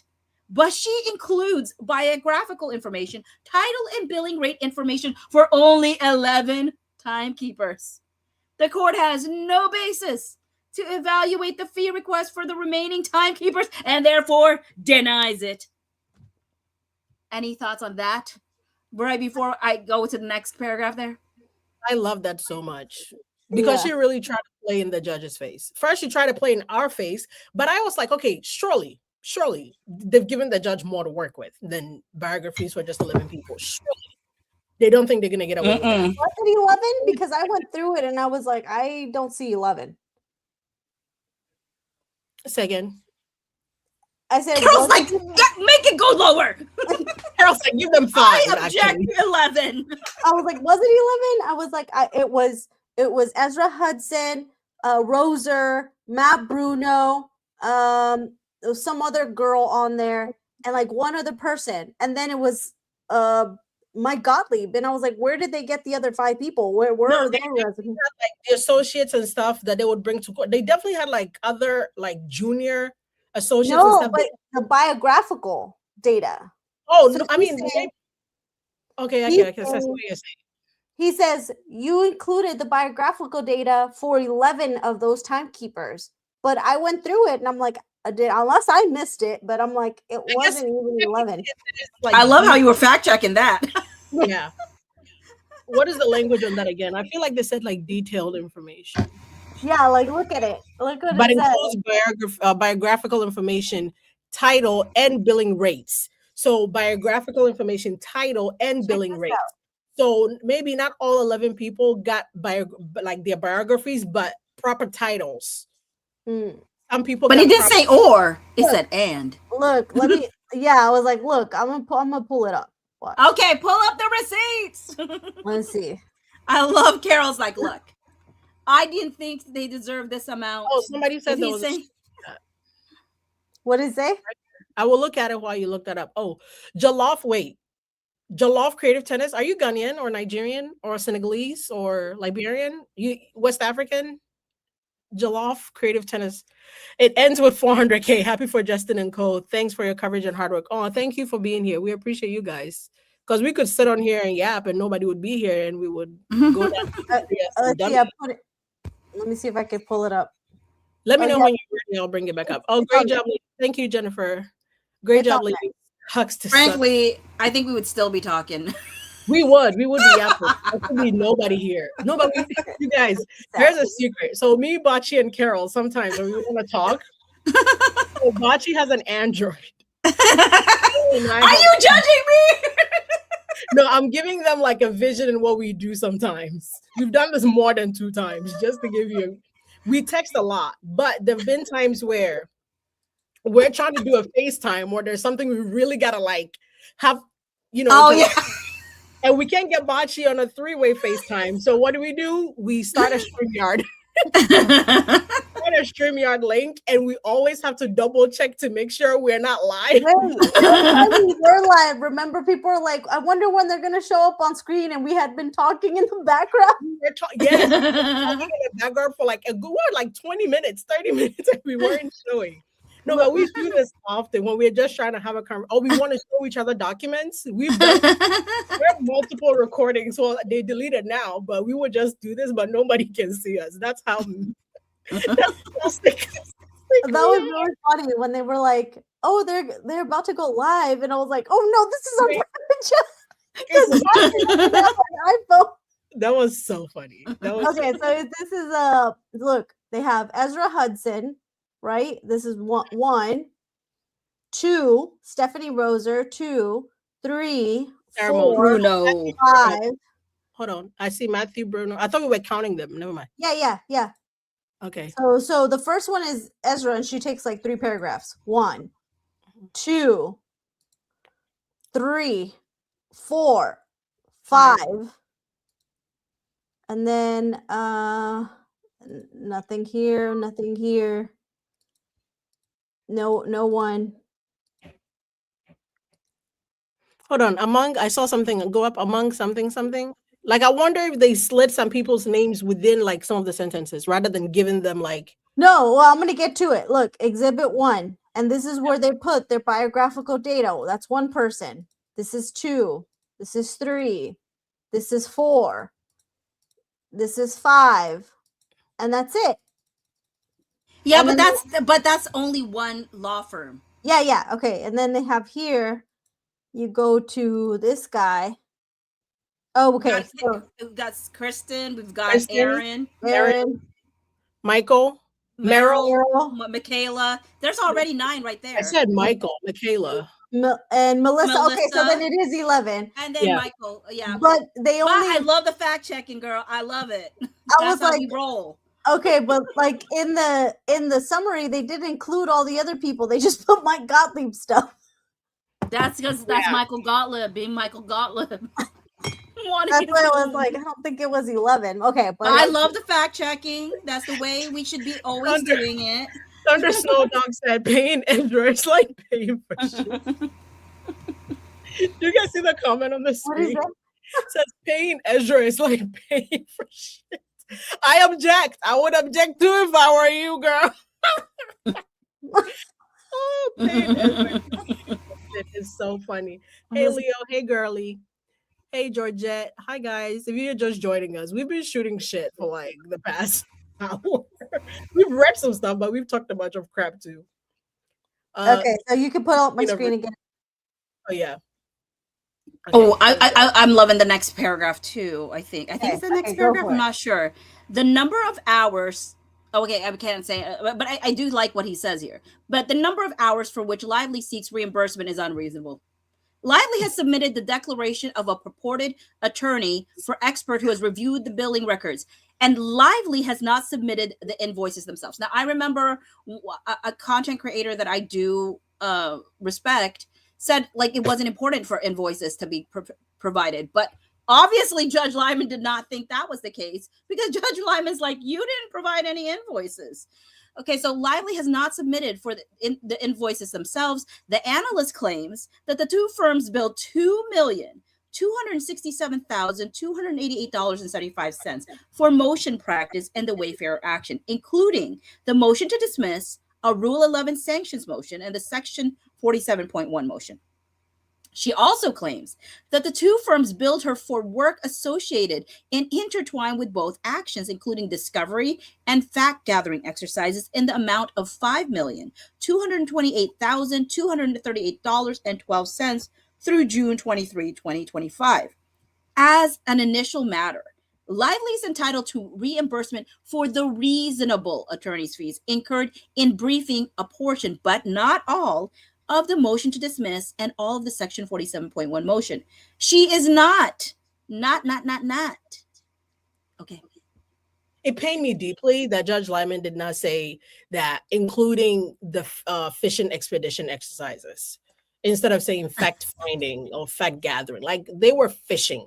You could have said expeditions. I would have loved if he had said, but then that would have been so biased of him. But I feel like they would have been like, really? Really? But I would have loved for him to say fishing expedition. But fact gathering, I can still insert fishing expedition. Go ahead. Oh, yeah. So she is not entitled to reimbursement for any of the costs of the Rule 11 motion, which, again, we all said, like, you already got smacked down before. Why you got to ask to be smacked down again? Because he already said no the first time around. You're wanting to hear it a second time? Here you go. Lively filed a 36-page memorandum of law in support of the motion to dismiss, in which she argued that the complaint in the Wayfarer action failed to identify the specific defamatory statements by Lively. Certain statements were outside the statute of limitations. Lively statements were protected by a number of privileges under California law, and the FAC failed to allege actual malice. She also filed a 16-page memorandum of law.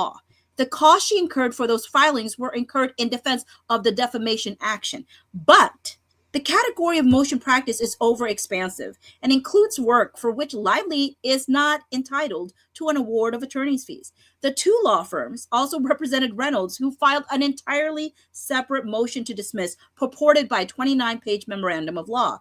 Lively is not entitled to reimbursement for the cost of preparing and filing that motion. No duh. Like, I was like, why is Ryan up in here? Why was Stephanie up in here? Why was like some of those XX were, I'm sure, Van Zandt up in here. And that content creator that you respect, they were like, oh, it is reasonable because she's trying to make an argument that it is. That doesn't make it reasonable. She's like, she's trying to set precedent. Like, that doesn't make it reasonable. Reasonable is what the mass majority of people think is reasonable. Yeah, and there was no way it made any stinking sense. 8 million was reasonable when you already saw that it was so. You know. Oh, you guys, Bocce is guilty of this. I say Gottlieb. Bocce says Gottlieb. Like, I love always when do. she says it too. Gottlieb. I'm a Gottlieb. I always say Gottlieb. I Gottlieb down. Yeah, Gottlieb. It's unimportant. I always said Gottlieb. But I don't care to correct it, but it's because it's, it's Gottlieb. I always say Gottlieb. I know Gottlieb. It's an ambiguous enough. It's like when I say James Vitushka and it was James Vitushka. I always say Vitushka. Oh, I used to say Shirsty and it's Shasti. You know? Yeah. No, I always say Gottlieb. But you've always been Gottlieb. I've always been Gottlieb. I always laugh a little in my head, but I've never cared enough to correct it. I'm like, I don't care. I truly don't care. It's technically from the word liar, so Gottlieb. No, that's what Kenny liar. No, Gottlieb. That's what Kenny said. Gottlieb. No, it's Gottlieb. You were catching my drift. Yeah, I'm picking up what you're putting down, sister. Picking up what you're putting down. Gottlieb. Okay, now I'm gonna probably still go say because I'm gonna forget that it's Gottlieb. Okay, Gottlieb. We don't care. Say it. You can't get over it. I can't. I'm probably gonna say Gottlieb because that's just like rolls off my tongue. Okay, where are we? Okay. As to the Rule 11 sanctions motion, it was directed to claims asserted by persons other than Baldoni against Lively and Reynolds for civil extortion, defamation, and intentional interference with contract and breach of an implied contract. The motion was directed solely to the defamation claim against Reynolds. It sought no sanctions for the Wayfarer party's defamation claim against Lively, and the courts granted in part, and denied in part, like we always expect, the Rule 11 sanctions motion. Importantly, the court denied Lively's request for attorney's fees the first time around as a Rule 11 sanction. Lively thus is not entitled to reimbursement for the work on that motion.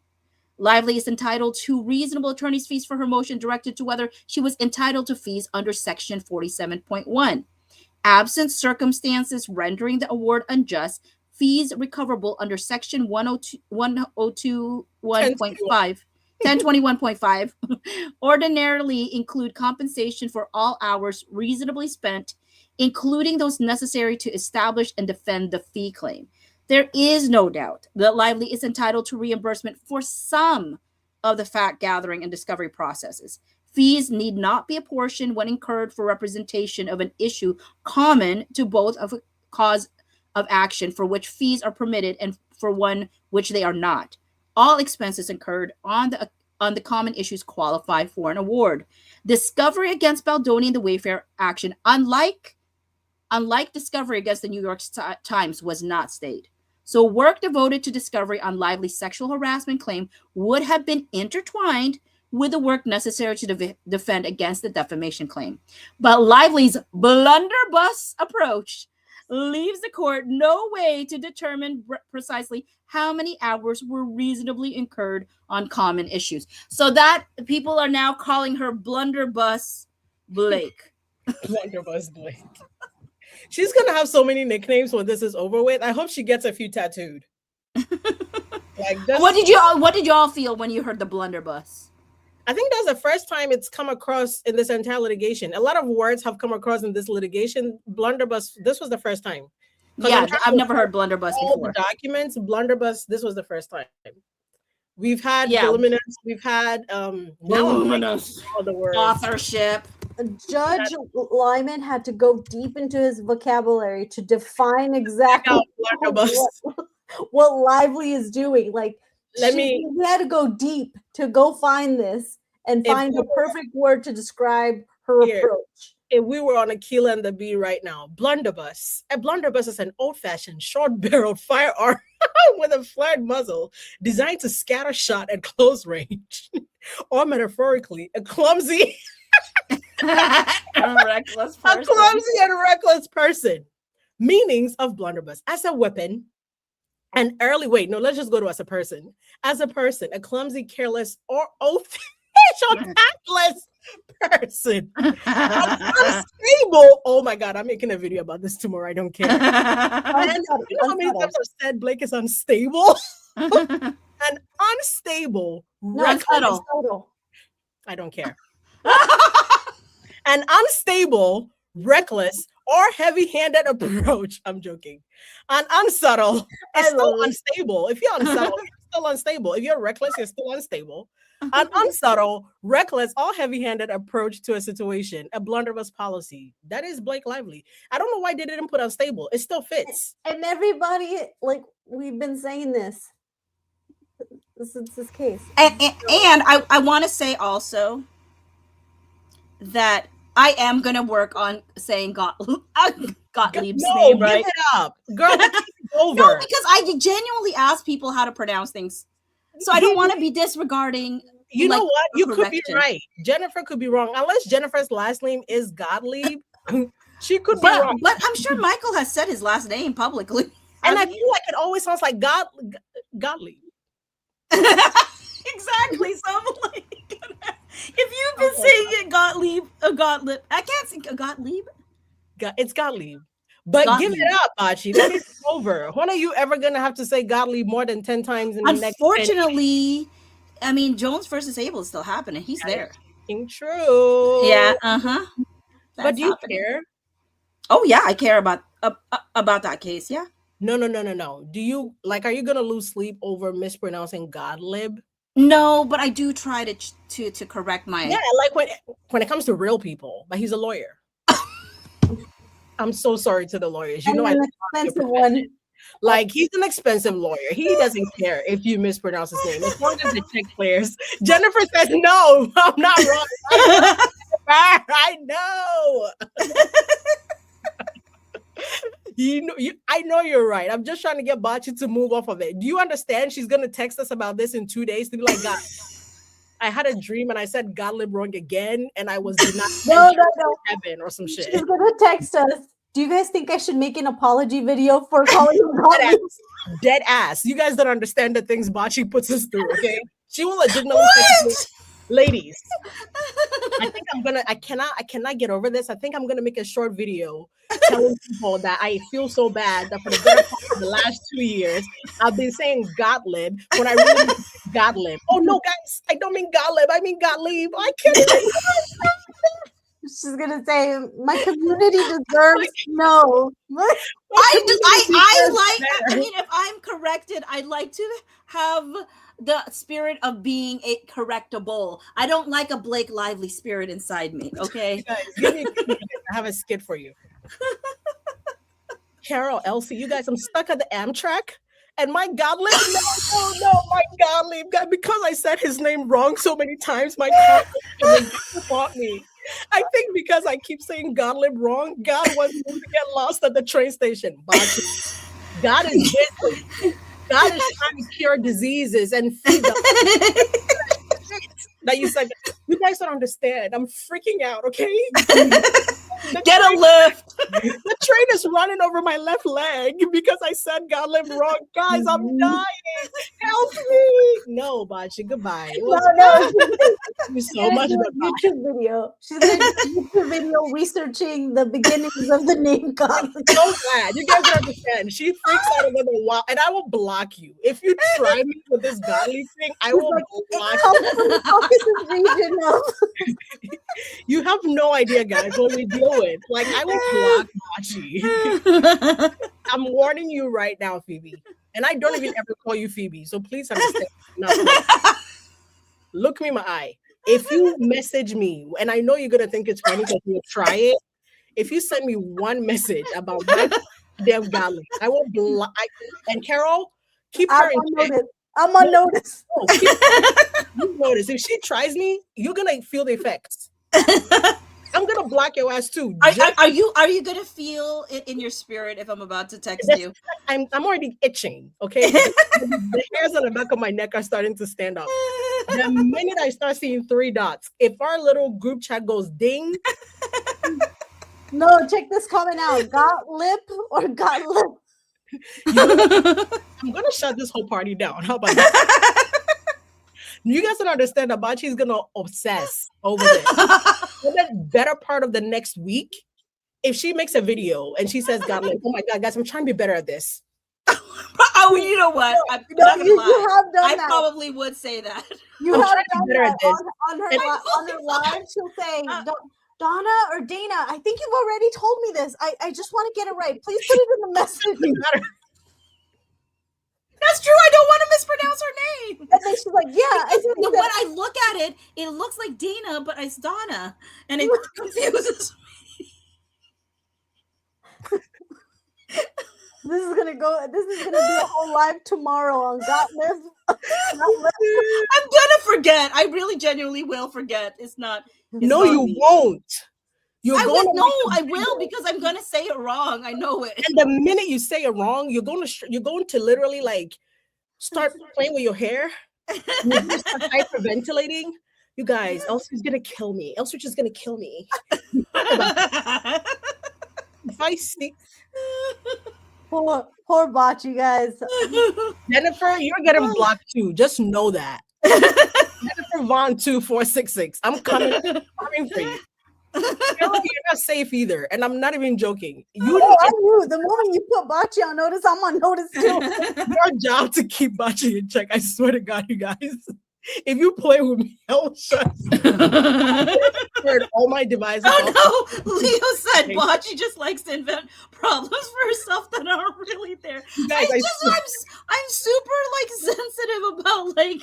If you guys thought what you saw on live was like frustrating, no, Bachi freaks out about the tiniest things, and it's so cute. But when it goes on, I'm like, maybe. I promise you, it's not a real problem. Like, so funny. Don't say you don't care anymore at this point. You want it, you got it. You got it, Jen. You want it, right? I got you. Don't you worry. She's like, get back to reading. Let's get back to the point. But I'm gonna Gloria said, I think we lost the plot of this live. I'm gonna prove my point to you guys. Carol, in about 10 minutes, find a reason for Bachi to say Michael Gottlieb and see where this thing goes. You guys watch. I'm going to prove you guys all right. Just watch. The minute Bachi has to say Michael Gottlieb again, watch. I'm gonna have to think about it. I'm gonna be like somebody else say it. I don't even want to say it. And that we left off here. I am gonna be self-conscious. You guys, I'm so I'm so not joking with you guys. They're like my problem children. I swear to God, stress me out. Oh my God, thank you so much, stupidly parasocial. Thank you for being here. We appreciate you. Good night. Oh, go pick it up, Gottlieb. Okay. Am I going? Yeah, go Gottlieb. All right. Moreover, the Wayfarer parties have identified a series of flaws in the records that are illustrative of broader discrepancies and deficiencies in this fee schedule. The lodestar method vests the trial court with the discretion to decide which of the hours expended by attorneys were reasonably spent on the litigation. First, the billing records contain entries for internal communications that are often vaguely described and do not identify the issues discussed, work performed, or whether the meeting pertained to defending the defamation claims or the broader litigation. Entry for legal strategy calls, confer with team regarding work streams, research related to types of relevant cases, correspond with team regarding filing. Internal communications may represent reasonable collaboration, but where extensive courts may reduce fee awards for hours bills for internal, inter-office, or inter-office communications or conferences. Finding it unreasonable for plaintiff attorneys to bill for multiple attorneys from the same firm attending the same internal meetings. Affirming fee reduction where lower courts found unnecessarily excessive billing entries for inter-office meetings and emails. Reducing attorneys' fees where counsel billed time for emailing or calling co-counsel, and some of those entries did not know whether the communication was related to the case. Second, this is my favorite, folks. Second, the records include entries that are partially redacted, which makes it difficult to determine the full scope of the work performed. For example, one entry bills time to revise legal memo into XX, and another bills time for analyze and review final draft of legal memo addressing XX. XX, that's what Blake Lively loves to say. Participate in XX strategy telephone conference and XX in preparation for drafting legal memo on XX. Analyze case law interpreting application and scope of XX and prepare a list of best practices for XX. In the federal context, a district court has an obligation to deny a fee request where billing records are so heavily redacted that they do not provide sufficient information for the court to judge the reasonableness of the fee request. I love that you're the eldest child. No, literally. I'm the eldest daughter, apparently. No wonder people always think I'm younger than my age. You guys, I'm dead as the eldest daughter in this group. Tell me I'm not, because you guys, if you travel with Carol, you'll find out. I mean, I don't know how old each of you are, but I know I'm definitely the oldest out of y'all. No, I'm definitely the oldest. I have proven it. I mean by age. Like I don't care. I have circumstance. I have seen you crash out over a train ticket. You know what though? Can I just say I just didn't want to waste. People donated, and I wanted to not waste their money. No, baby, I'm talking about the morning when you were crashing out when I was in the shower. I had to go in the shower so I don't hear you. Which one was that one? When you arrived in the morning after you got lost for an hour and decided to crash out over the tickets. It's because y'all said I paid too much, which I didn't. When you had to go and check GPT, I did. My mind works differently when people give me. Here's the thing: when people give me money for something, I get really even more meticulous about how I spend it. Baby, my love, I like to account for it. You had arrived at your destination. It was hot as shit, and you found a way to involve ChatGPT in that ticket station. I locked myself in the bathroom and turned the shower on the highest volume. I don't have to hear a single word about the ticket any longer. But who brought up the ticket? It was not I. You guys, I came out of the shower. I came out of the shower. Bachi's on the bed, sweating, freaking out about this ticket. And I just wanted to make sure you did not overpay. Carol is indulging in the nonsense, curling her hair. Look it up. No, girl, you gotta make sure. No, she doesn't. But I didn't overpay. That's the good thing. I get that. Okay, you realize that if you did find out you did overpay, I would feel bad. All me and Carol, we're gonna have to deal with every 30 minutes on top of 30. Guys, I can't believe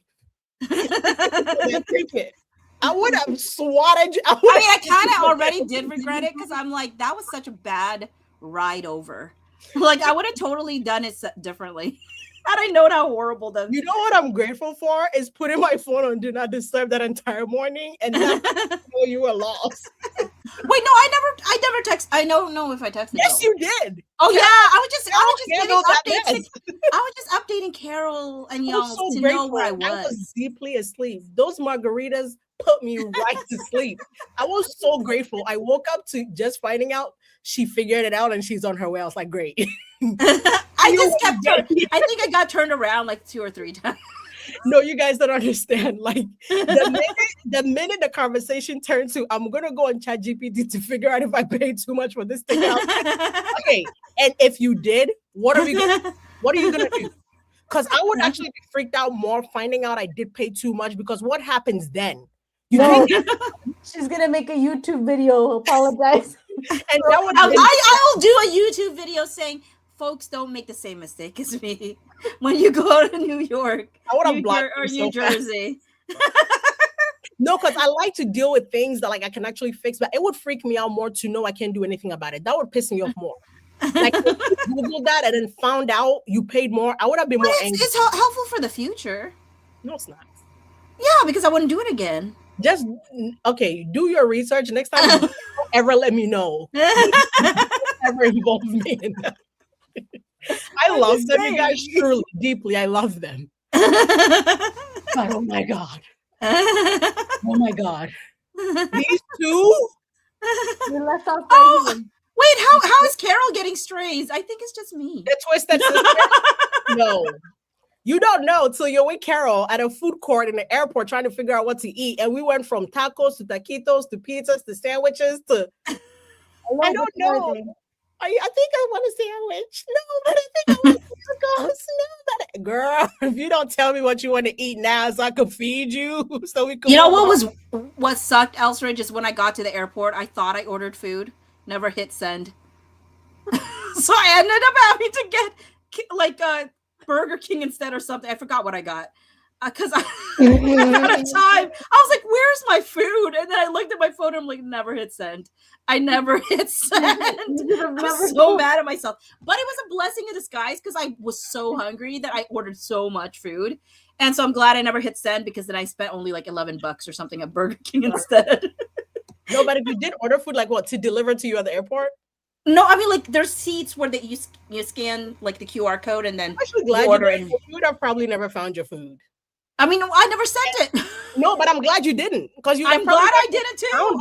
And I would have had to hear about that, too. Versus 11 or something like that. You guys, that ass. I love them so much. These stories have to be told. Have to be told, but I'm telling you. I'm not sure that they all have to be told tonight. Not all. Oh, you're funny. You're funny, Snyder.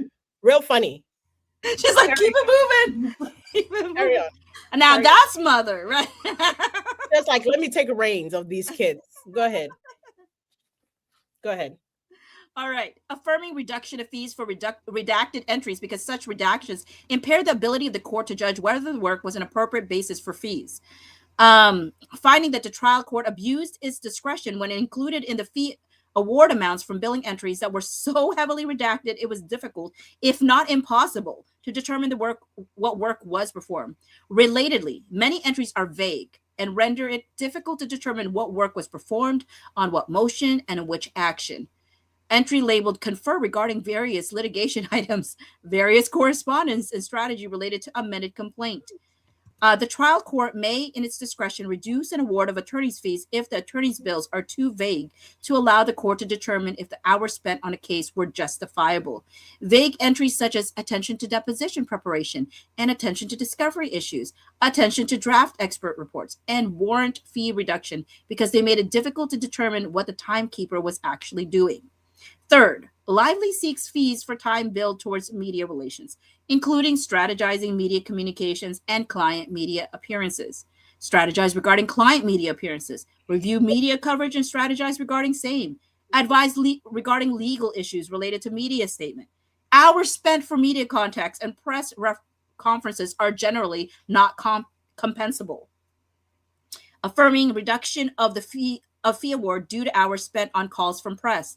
Federal courts have found that giving of press conferences and performance of other lobbying and public relations work is solely compensable where it is directly and intimately related to the successful representation of a client.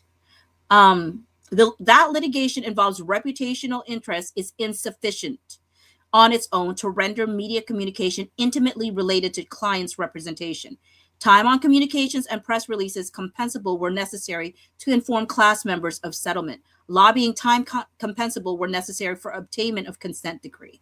Media communications aimed toward preventing disbanding of the fire department compensable is directly related to the goals of representing where firefighter plaintiffs sought reinstatement as relief. Raised claim of First Amendment retaliation and believed that efforts to disband the department were part of the retaliatory scheme. Any time spent on media relations once litigation concluded, not compensable. Media relations were not integral to defending the defamation claim brought against Lively. Accordingly, time spent on media relations and press coverage is not compensable. And also, didn't they make a whole big deal about like, that's not the job of lawyers? Thank you. Because actually was like, I would have loved for them to go more in depth because I want to know exactly who you were paying or what were you spending to rack up this media money. Because we talked about ad nauseum how, this headline is paid for. This is definitely paid for by Blake's team. And we didn't have any proof of it. So I can't believe they actually came on the docket. I was like, actually, yeah, we spent so much money on media relations. Because why would you tell us that? Are you slow? Why would you? Well, I mean, they also told us they researched perjury, so. Perjury, that is true. It's always really want to know. I wish they could have gone in depth and told us so that I could go back and be like, yeah, this headline did look a little too suspicious. Oh, we should have looked at dates. Yeah, definitely. Because, I mean, what's the man named Dominic? Dominic Patton, oh my word. I know he got a few Dominic Patton and Benjamin Van Hoos until he stopped writing for people for some. I mean, I think he still writes for people, just not Blake stuff. Wait, I just realized the irony of them wanting to subpoena creators for covering this case and then them saying, yeah, actually, we have a bill for our media relations. We spent on the media. For reals. Carol, what were you going to say? I don't know. I don't know. You said something, Bachi. Okay. Fifth, Lively seeks fees for clerical or administrative work that was billed at attorney rates. Assisted with filing, updated team case tracker. I mean, I want to get paid for that much money to update a case tracker. Yeah. And I mean, Carol, you do a website. You should be making bank for them. That's what I said. That's what I said. The amount of things that you do. I'm telling you, those what do you call them? Crisis teams definitely need someone that's been tracking a case like this, because I think we understand the case a lot differently, and like 100%. How people are engaging with the content, especially someone that's constantly watching the content. So yeah, for sure. Analyze case dockets. Provide updates to litigation team regarding pertinent deadlines, analyze index and collate key documents. Purely clerical work is not compensable at attorney or paralegals rates. Thank you very much. I'm like, that is wild. The trial court has wide discretion in reducing the fees sought, but based on the court's estimate of time spent on non-compensable activities. Affirming fee award where court reduced reasonable hours due to activities that could have been performed by paralegals or attorneys with less experience. Like Ezra Hudson tracking homegirl from Waco. Yes, like that's so dumb. Yeah, that's so wild. That's wild behavior. There's been some pivots in the middle of this case, though. That's so crazy to go all the way back to Waco. That's like, dang, that really did happen. Yeah, and that she was really bad at it. She didn't even know how to change. Really trying to build for it. And she also didn't know how to hide her name properly. I know, that was hilarious. A movie has to be made about this case. Somebody has to make. Yeah. Can you imagine? that's what I was gonna say. I remembered it once you were reading that line. I like how Lyman's choosing all these lines that are hilarious from like their billing. Like, you know, but like when you read the redacted one or the stuff that they're billing for. Like, that doesn't make any sense. I feel like these are funny to us and like our audience and people who know some of these details. This is not going to be funny to people from like people. Oh, that's good. Like people, magazine writers are not going to find that funny. Deadline writers are not going to find that funny. They're not going to pick up on it for it to be funny. Like they have nothing to reference that to. It's not going to be like a callback to something. Yeah, and it's definitely a callback for us. Yeah, we will find it funny. Oh yeah, we find it funny. It would just be like, what is this? Why is this even important to bring up? It is. Is it? It is, yeah. 6, Lively also seeks fees for travel time. But in some entries does not. I wish he had brought up the summit. I wish he put the summit in. That would have been hilarious, but okay, he did not. But does not identify the proceeding or other event related to the defense of the defamation claim that required such travel. Travel to, from client, travel and attention to USB transfer, travel from DC to LA. Courts will award attorney's fees for travel time so long as the amount of time spent traveling is reasonable and the meeting or event to which the attorney is traveling is necessary to the case. Attorney's fees. Oh, that DC to LA, I'm glad it's in quotes. Yeah. Because the first time I saw that, and I think that was Ezra apparently going. I was like, what the hell is Ezra going to DC for? I don't care. It has nothing. And I remember in that moment being like, what the heck is, and I think it was about $6,000. Yes, the summit, whatever like, summit you. What? So I'm glad he put that in quotes. Travel from DC to LA. Yeah. Yeah. Why? Yeah. Attorney's fees for travel hours may be awarded if the court determined they were reasonably incurred. Absent identification of a necessary meeting or event, attorney's fees for travel are not warranted. Disallowing recovery of travel costs because plaintiff's counsel presents no explanation of who incurred the travel expenses, why they were necessary to the litigation, or why it was necessary to go to Phoenix. In such circumstances as present here, where the prevailing party has not made any effort to allocate the fees to the claim on which she prevailed, the California courts will assign a reasonable percentage of the entries or simply cast them aside. Can you move it up a little bit there, Carol? The court is also permitted to apply a steep discount where a party has made an outrageous, unreasonable demand. If the court were required to award a reasonable fee when an outrageously unreasonable one has been asked for, claimants would be encouraged to make unreasonable demands, knowing that the only unfavorable consequence of such misconduct would be a reduction of their fee to what they should have asked for in the first place. Exactly. To discourage such greed, a severer reaction is needful. Now, I know that that's a quote from another lawsuit. However, it fits so I feel it in the bones of how well that describes Blake Lively. It fits so well. Like, this was literally the description of throw everything to the wall and let's just see. And I think I said as much in my video earlier today. Is it just me, or is that like not a consequence enough? Because it's like, why not take that approach if you're ultimately going to get what you should have asked for in the first place? Exactly. You have nothing to lose but to throw everything at the wall. I feel like that case law is dumb. Yeah. I think the penalty should be way less than what you would have asked for. 100%. I think he actually did give her less than. No, Carol, you're not way less than what you would have asked for, but way less than what you would have got. Yes, way less than what would have been reasonable in the first place. To dissuade people from wasting the court's time. Asking for things. I mean, I agree with that. And you do realize all of this bullshit is after they came to ask for clarification. Because the initial deadline was, we need actually 30 more days. And the judge was like, so you asked for clarification only to bullshit? If I mean, that alone would have pissed me off. But apparently he wasn't pissed off enough. And he really should have given them what the New York Times got or less. But I guess they asked for $8 million, so $400,000 seems reasonable. Brother, please. Yeah, the New York Times has asked for reasonable attorney's fees in the amount of $181,622.70 in a connection with its defense of the defamation claim arising from the same statements. Lively was reasonably required to incur greater fees, including with respect to discovery and the briefing of the Section 47.1 motion.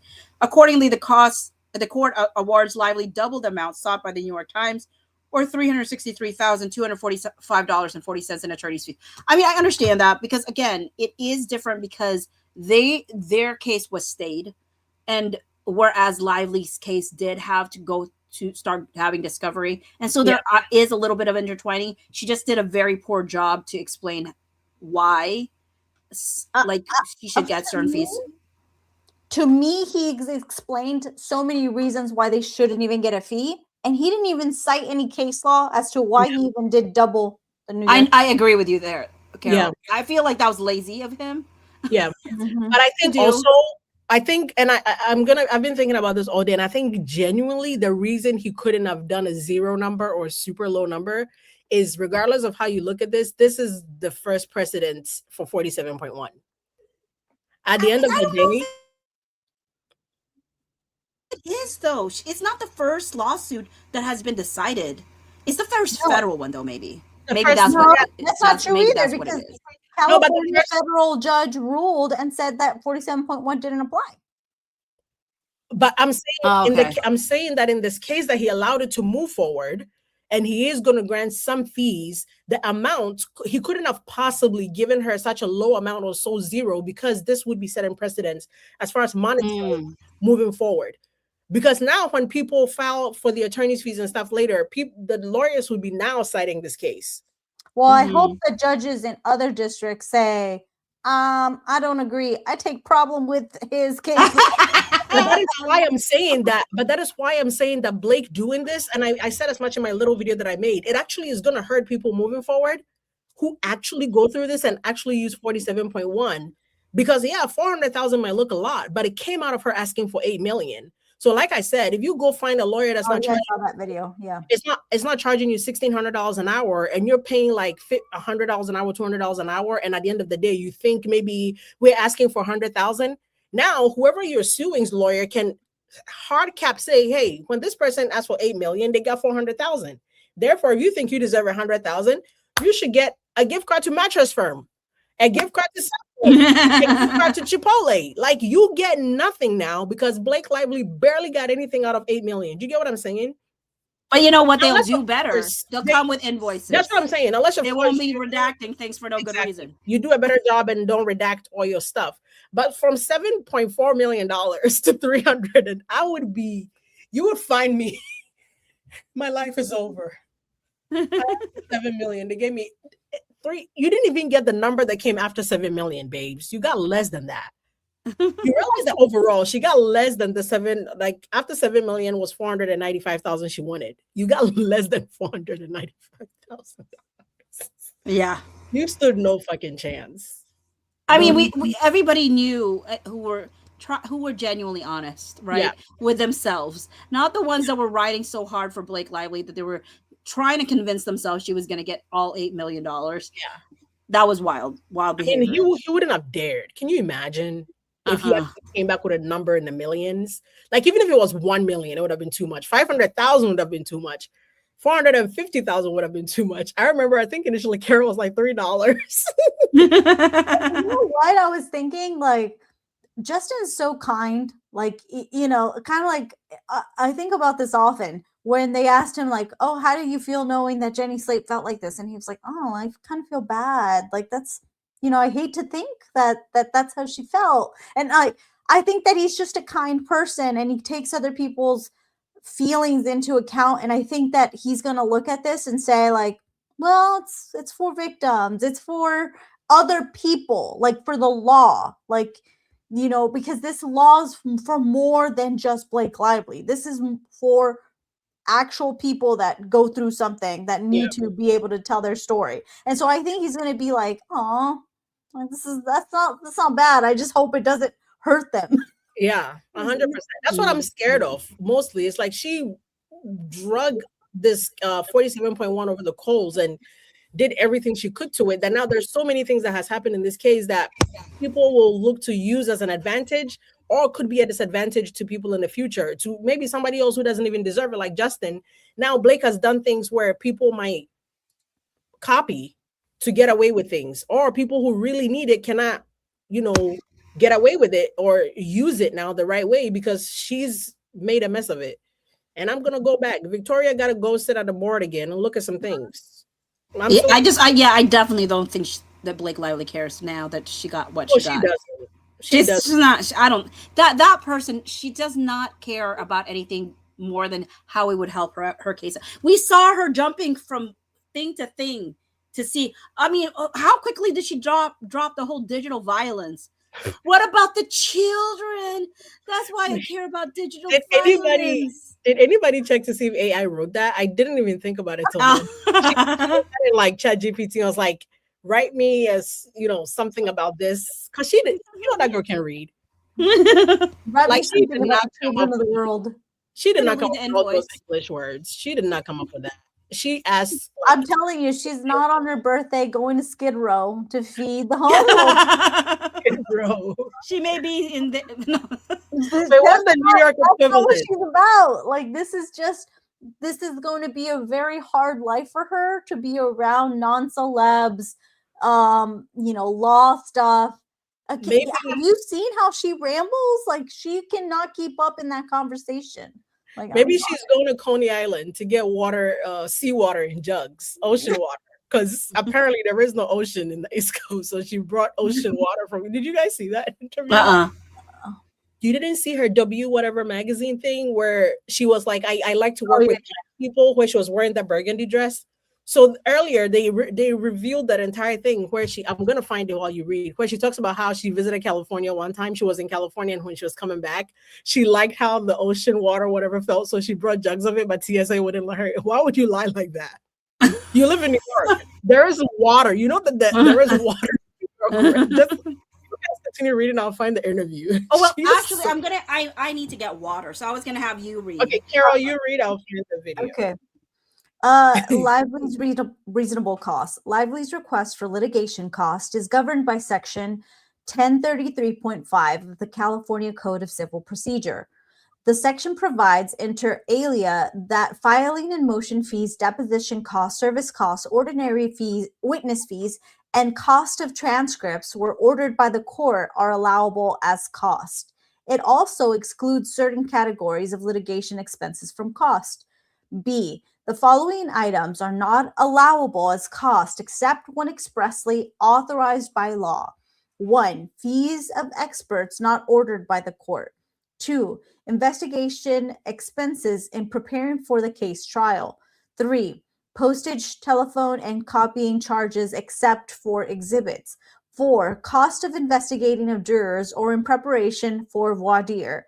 5. Transcripts of court proceedings not ordered by the court.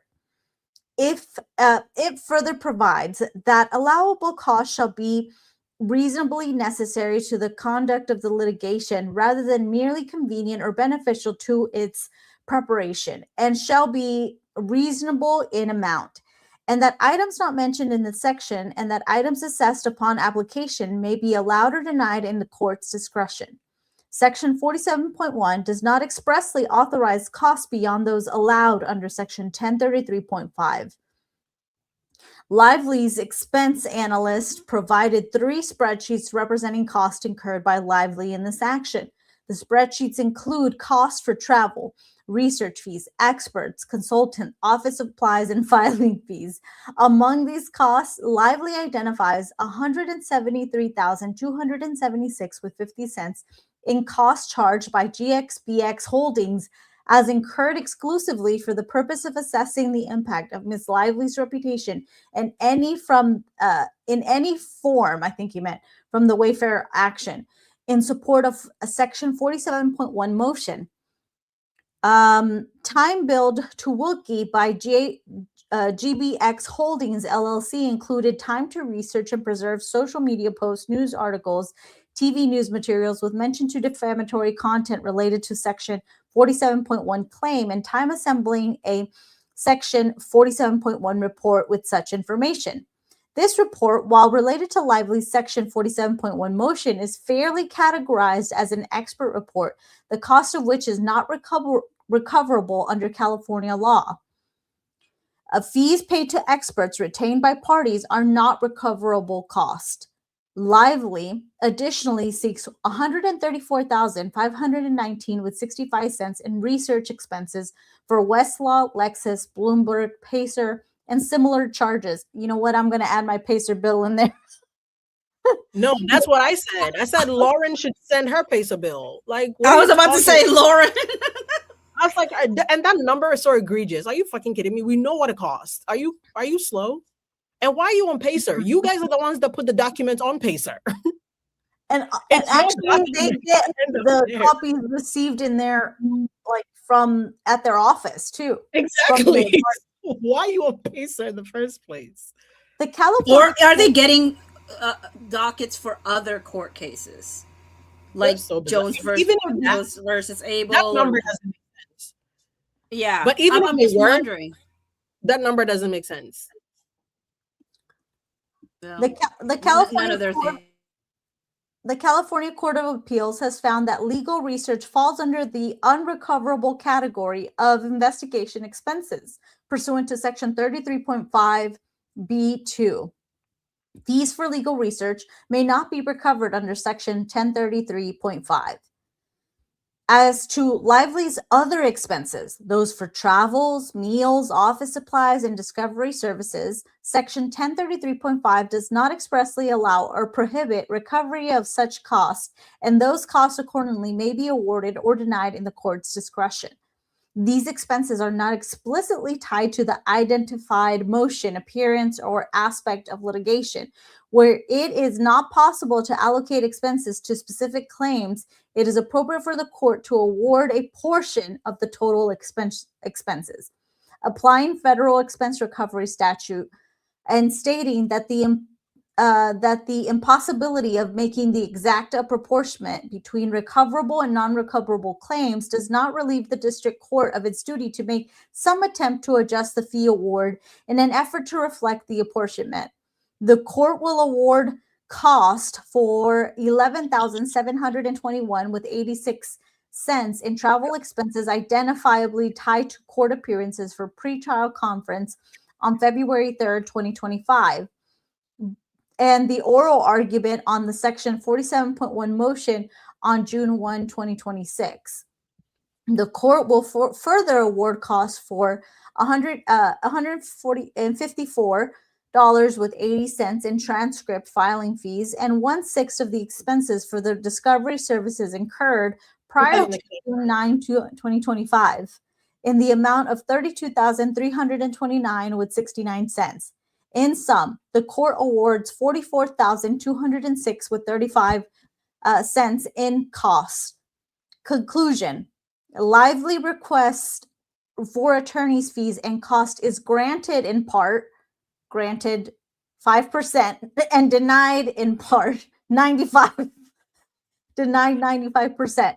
The clerk of court is respectfully directed to enter judgment for Lively in the amount of $363,245 with 40 cents in attorney's fees and $44,206 with 35 cents in costs. So ordered, Lewis Lyman. I wonder if he took a bow. Like, I wonder if he got up from his chair and was like, "Oh, I'm done with these fuckers." Done with them. Like, I wonder how done he felt. And it is significant. I know they didn't specifically say how much in travel cost, but it was intertwined with the 539,000. But to say that like they only get 11,000, I know it doesn't even scratch an itch for them.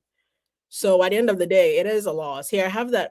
Before we do like our closing statements, I want you guys to watch this. Her video real quick about her ocean water. So the lady asked her what was her best hair day, and she says beach, which I don't know why she would lie like that. Girl, we've seen your hair when it's not done. Like, we've seen your hair when it's wet and it's flat. So why would you lie like that and say like your beach hair is your best? Like, why would you lie? But okay. Like, we saw you making your birthday cake. That was not a cute look. It just looked frail. But here we saw go. You making donuts. We saw on the beach. And it looked like hair was flying everywhere. But here we go. Worn wigs for movies that are short, and I really liked it. But for Can me, you guys hear? I wouldn't feel like me. A little bit. It's low. Best You can't hear? ever. It's very low. Yeah. I've worn contact lenses for the past 10 years of my life, so ordering them has always just been something that I've had to keep up with. So when you're almost doing nothing, When the- when my hair salt water. I've literally gotten jugs, like the big jugs of water, and filled them with ocean Here, water and hold on, tried to hold on, hold check on. them. You got to get the full so nonsense. when you're almost doing nothing, best hair day, But for me, I wouldn't feel like me. So no, not for me. best hair day ever, the beach. Which was interesting that she said this, but the lady asked her about wigs, and she did all that. No, not for me. Girl, didn't you make yourself wear wigs for It Ends With Us? Because you could have just dyed your hairs. It wasn't that big of a dye job. It's not like they wanted you to dye your hair black. It was a little red, but she did Dyes it. her hair blonde, so Like, it doesn't make me feel like me. Why would you lie like that? I mean, you have amazing short hair in real life.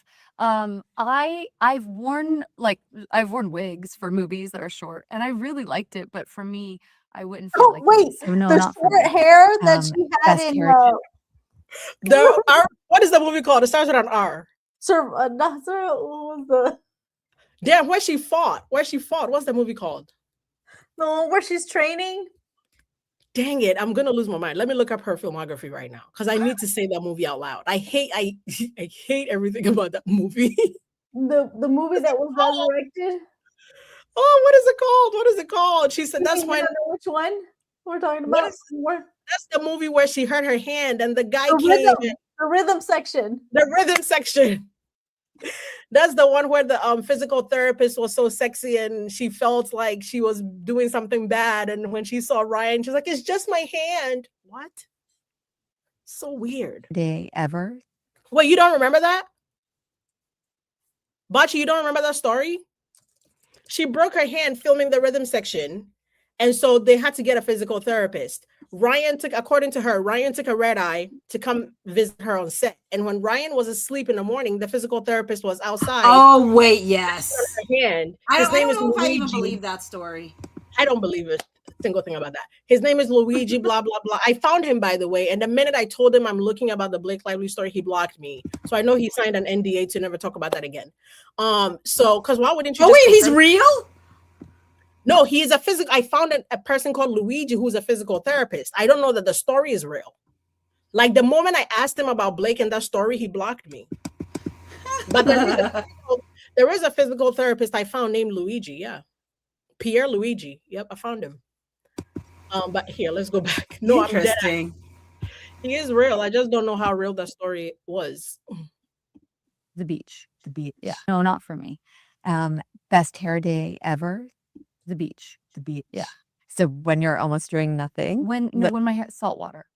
I've literally gotten jugs, like the big jugs of water, and filled them with ocean water and tried to check them on a plane. What? They were told that me no. probably doesn't And I was go like, I'm not over going well. through TSA. I'm checking it. They're like, you can't check jugs of water. I'm like, but it's the ocean. You can't. No salt spray, no sea salt spray is gonna do this because it's gonna wear your hair down. And it didn't work.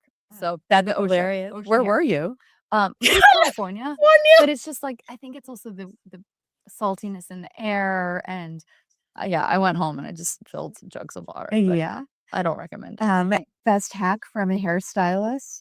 I'm sorry, but literally the interviewer was like, "Where were you?" Because I think she thought she was about to say the Amalfi Coast or some shit. Like she thought she was about to say like some exotic destination. This girl opened her mouth and said, just California." I'm Wait, sorry. pull up the picture with the short wig hair. Oh wait. Oh my God. Carol, that gave me a jump scare. Oh. Yeah, it's definitely not your look, babe. She said, "I do like it when I have short hair on Not set." You Not mean this one? No, but you guys, I'm not joking. That California story was just a lie for no reason. That family stays lying. They're just always scheming. They just want to tell they're all about. There's She's a this, storyteller. Yeah, She- there's this. If you guys watch Parks and Rec, you know the main character starts dating this person, and all of a sudden she starts feeling dismissed by this person, and someone says this person's a storyteller. They're here for the good stories. They love being the storyteller in the room, you know, and they just move through people's lives that way. I just see Ryan Reynolds and Blake Lively the same way. They just like to tell the story.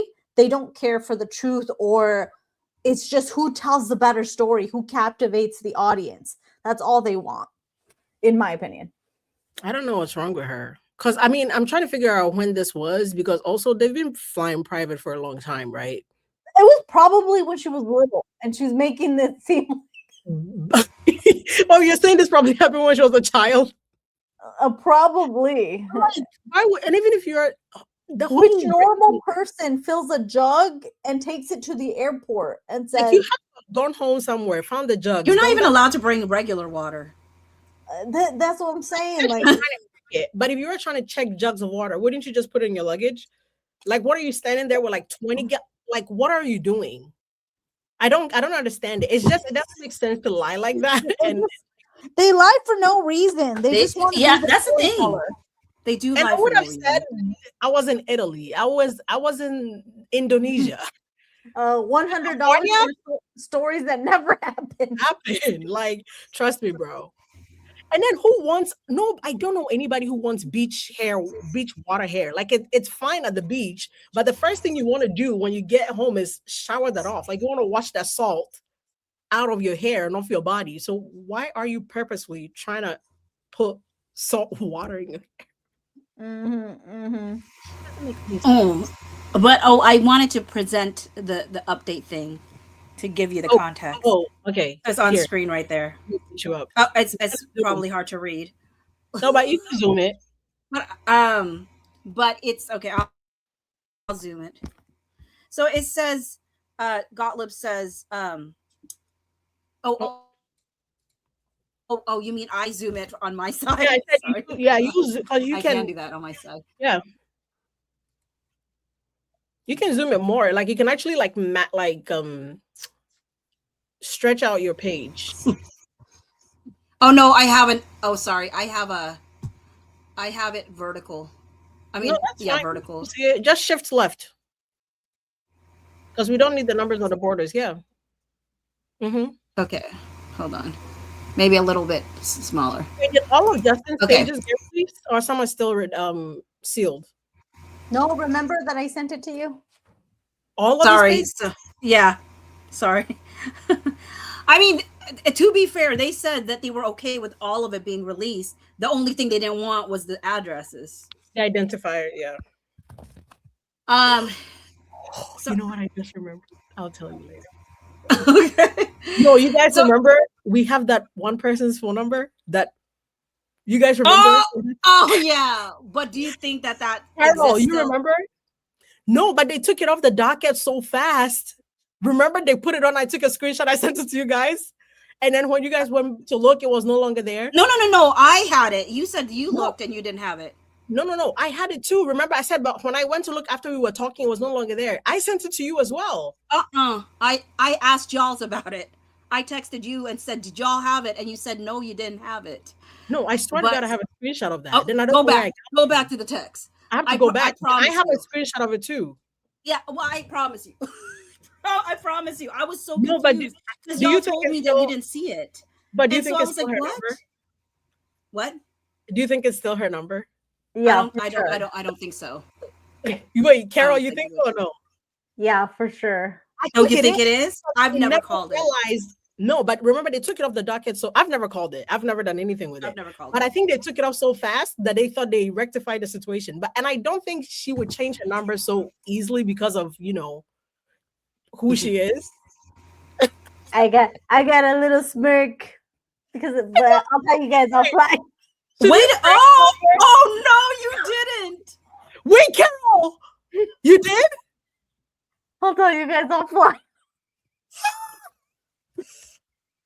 Wait, if you could feel my heartbeat through the camera, you did? I thought I told you guys. I'll tell you guys offline. Okay.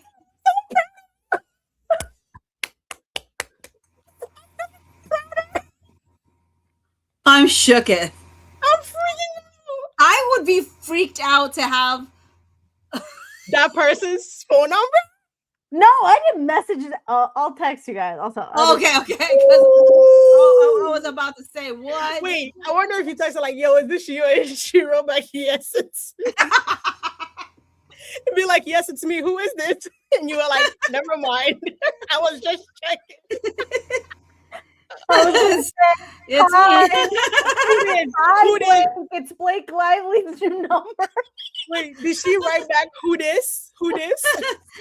You wrote her. Is this who you? It's me. Yes, it's me. Can I help you? I have a business opportunity. You know, she likes money. It's like, hi. You guys, maybe one anyways. day we will tell you who this is. Maybe one day. So it says, is that me? This having the Reverbing. Let's Reverb? unmute and see what happened.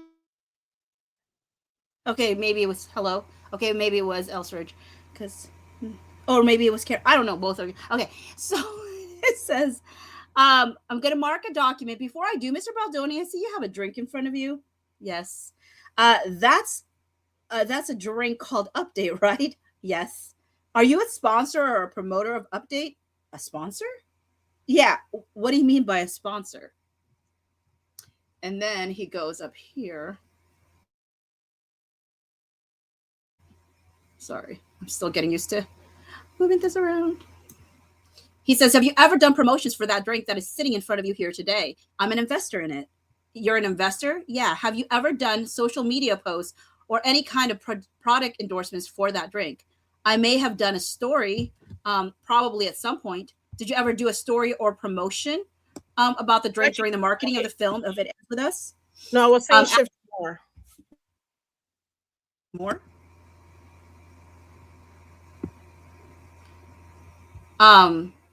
Actually, I think I had given one to my publicist Jen, and she was wired and she liked it, so I did a story of her drinking it. I did, yes. She was wired. She was like enjoying it. She was like enjoying the drink. It's a stimulant, right? It's a non-caffeinated stimulant.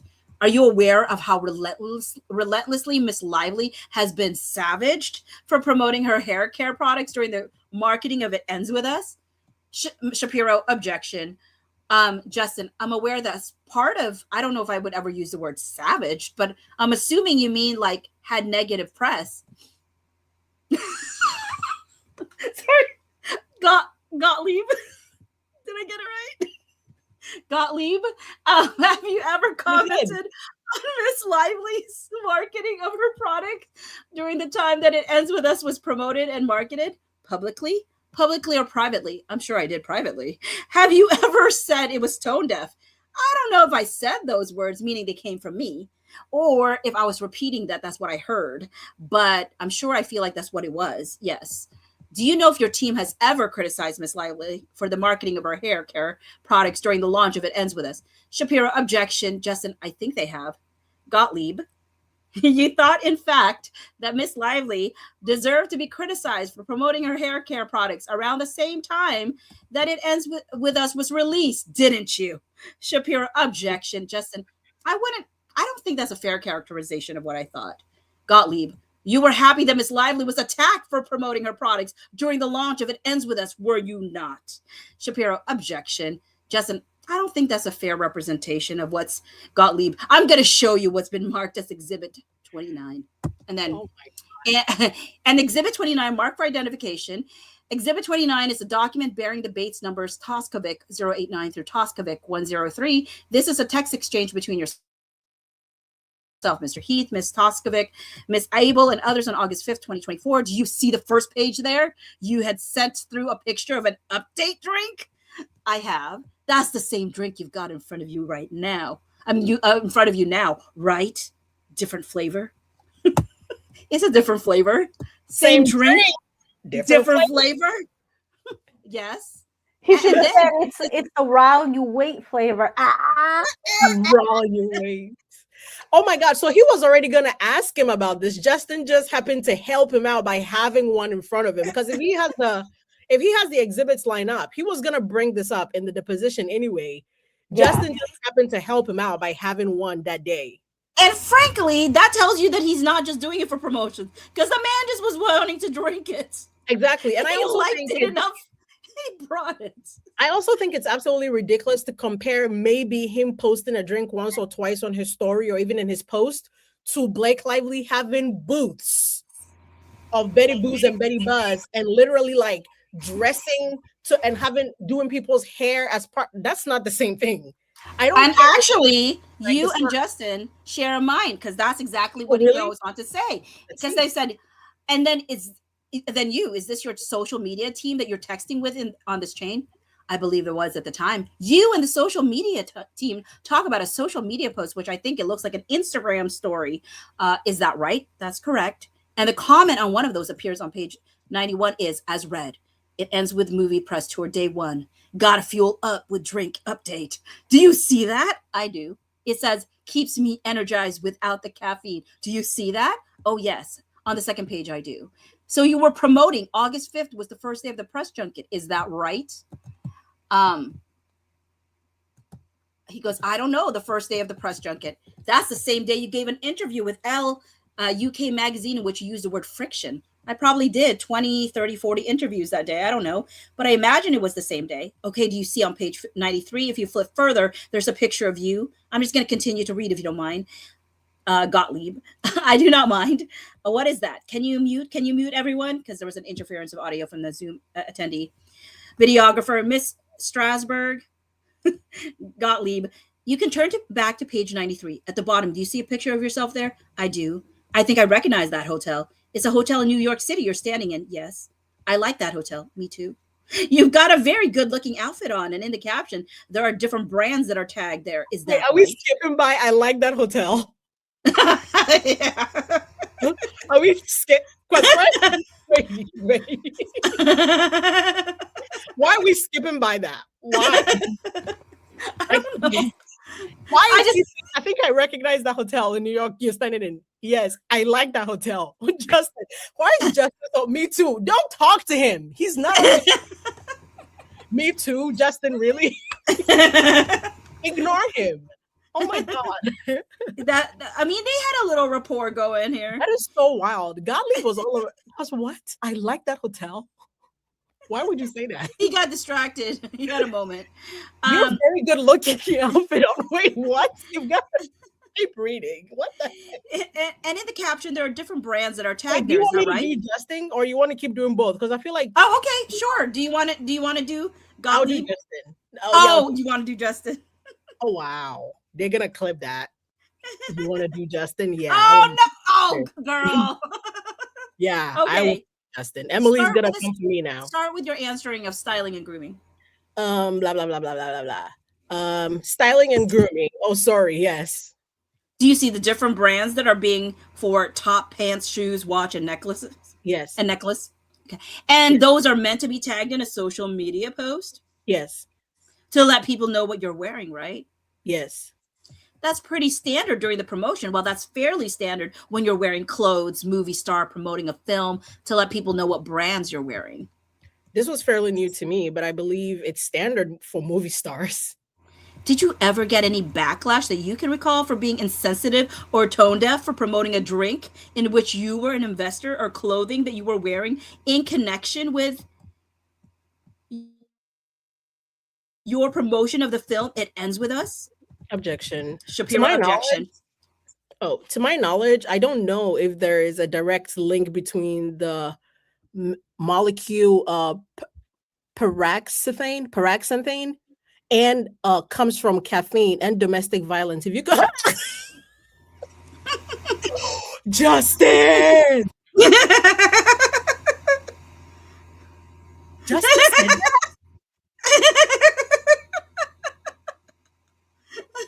No. My man. Justin said that? Wait. And this I'm is why shook. she's tone deaf. This is why. Guys, Justin said that? Yes, you did. I gotta read that again. I'm so proud. Go ahead. I'm shook. Well, there's going to be more. I was To going my to stop knowledge. where it hit where you said the same thing as him, but like what there's more where he And I swear, I anyways. haven't seen this. I could have not known he was about to make that comment. Like it has not. Just You didn't oh, you feel it in your chills. no, he scratched it like the right part of my brain. But that's what I'm saying. I didn't know he was gonna say that when I said that. Yeah. Like I didn't. It just I wanted to say. You see, in real time, guys, And in you real acted time. like you didn't read that right. You're like, wait a second. No, I get it. So, like, there's no way he said that right. Because Justin doesn't do this. I criticize him for being too nice. To my knowledge, I don't know if there's a direct link between the molecule paroxetine and comes from caffeine and domestic violence. So I don't. And that's I don't believe. exactly why. Like Like context it's not the same. matters. So I don't believe there Lively was. tone deaf. Yeah. You know So what I I don't mean? believe there was any backlash from me posting what. Did I not just say that? Exactly. That's why I said, just wait. That's what he says. So I don't believe there was any backlash from me posting one Instagram story about this drink. A story that I deletes will in move to 24 strike hours, that as by the way. non-responsive. I will strike that as non-responsive. My question was, did you ever get any backlash that you can recall from being insensitive or tone deaf for promoting a drink in which you were an investor or clothing that you were wearing in connection with your promotion of the film It Ends With Us? Yes or no? Shapiro, objection. Bro. I'm not going to answer the question. I could cry. Guys, we've come a long way from Justin spilling his guts for no reason to I'm not going to answer that question the way it's framed. You have to. It's my deposition. Shapiro, objection. Mr. Heath, just answer it however best you can. He's Mr. Baldoni. Shapiro, sorry. Bach, he should answer it too. Who am I?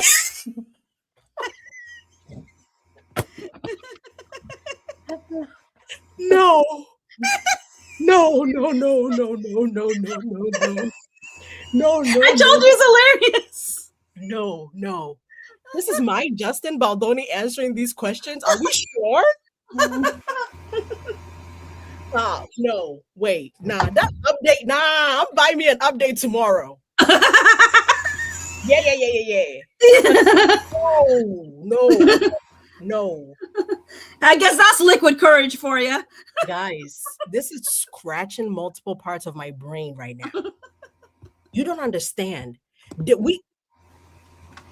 I didn't realize you've never read this. There's some good stuff here. Never. We've had parts of these depositions that brought us to tears because of how vulnerable Justin was answering some of these questions. Like, brother was over here saying things they didn't ask him.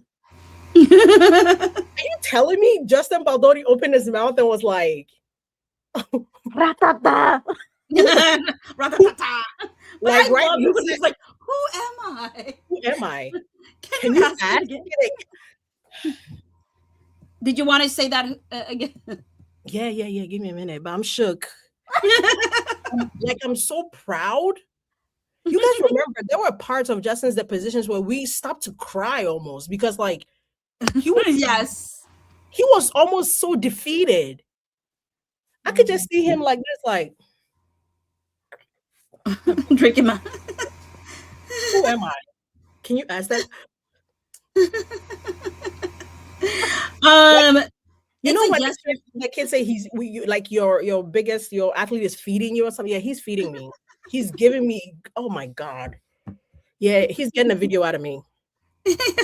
It's a yes or no question. Do you ever recall receiving any social media backlash for your promotion of that drink on August 5th, 2024? I don't recall any backlash to me posting about update. Do you recall any backlash for you tagging I don't know how to say, Huer or whatever, Manolo and another brand, David German, in connection with this picture that was posted on August 5, 2024? I don't recall any backlash specific. Ass-lash. I don't recall any backlash specific to my outfit or the text. No. Okay, can you ever recall anyone telling you that they thought doing this, nodding to products in connection with a very serious movie, was insensitive or tone deaf? Shapiro, objection. No. No. Is that gendered? Objection.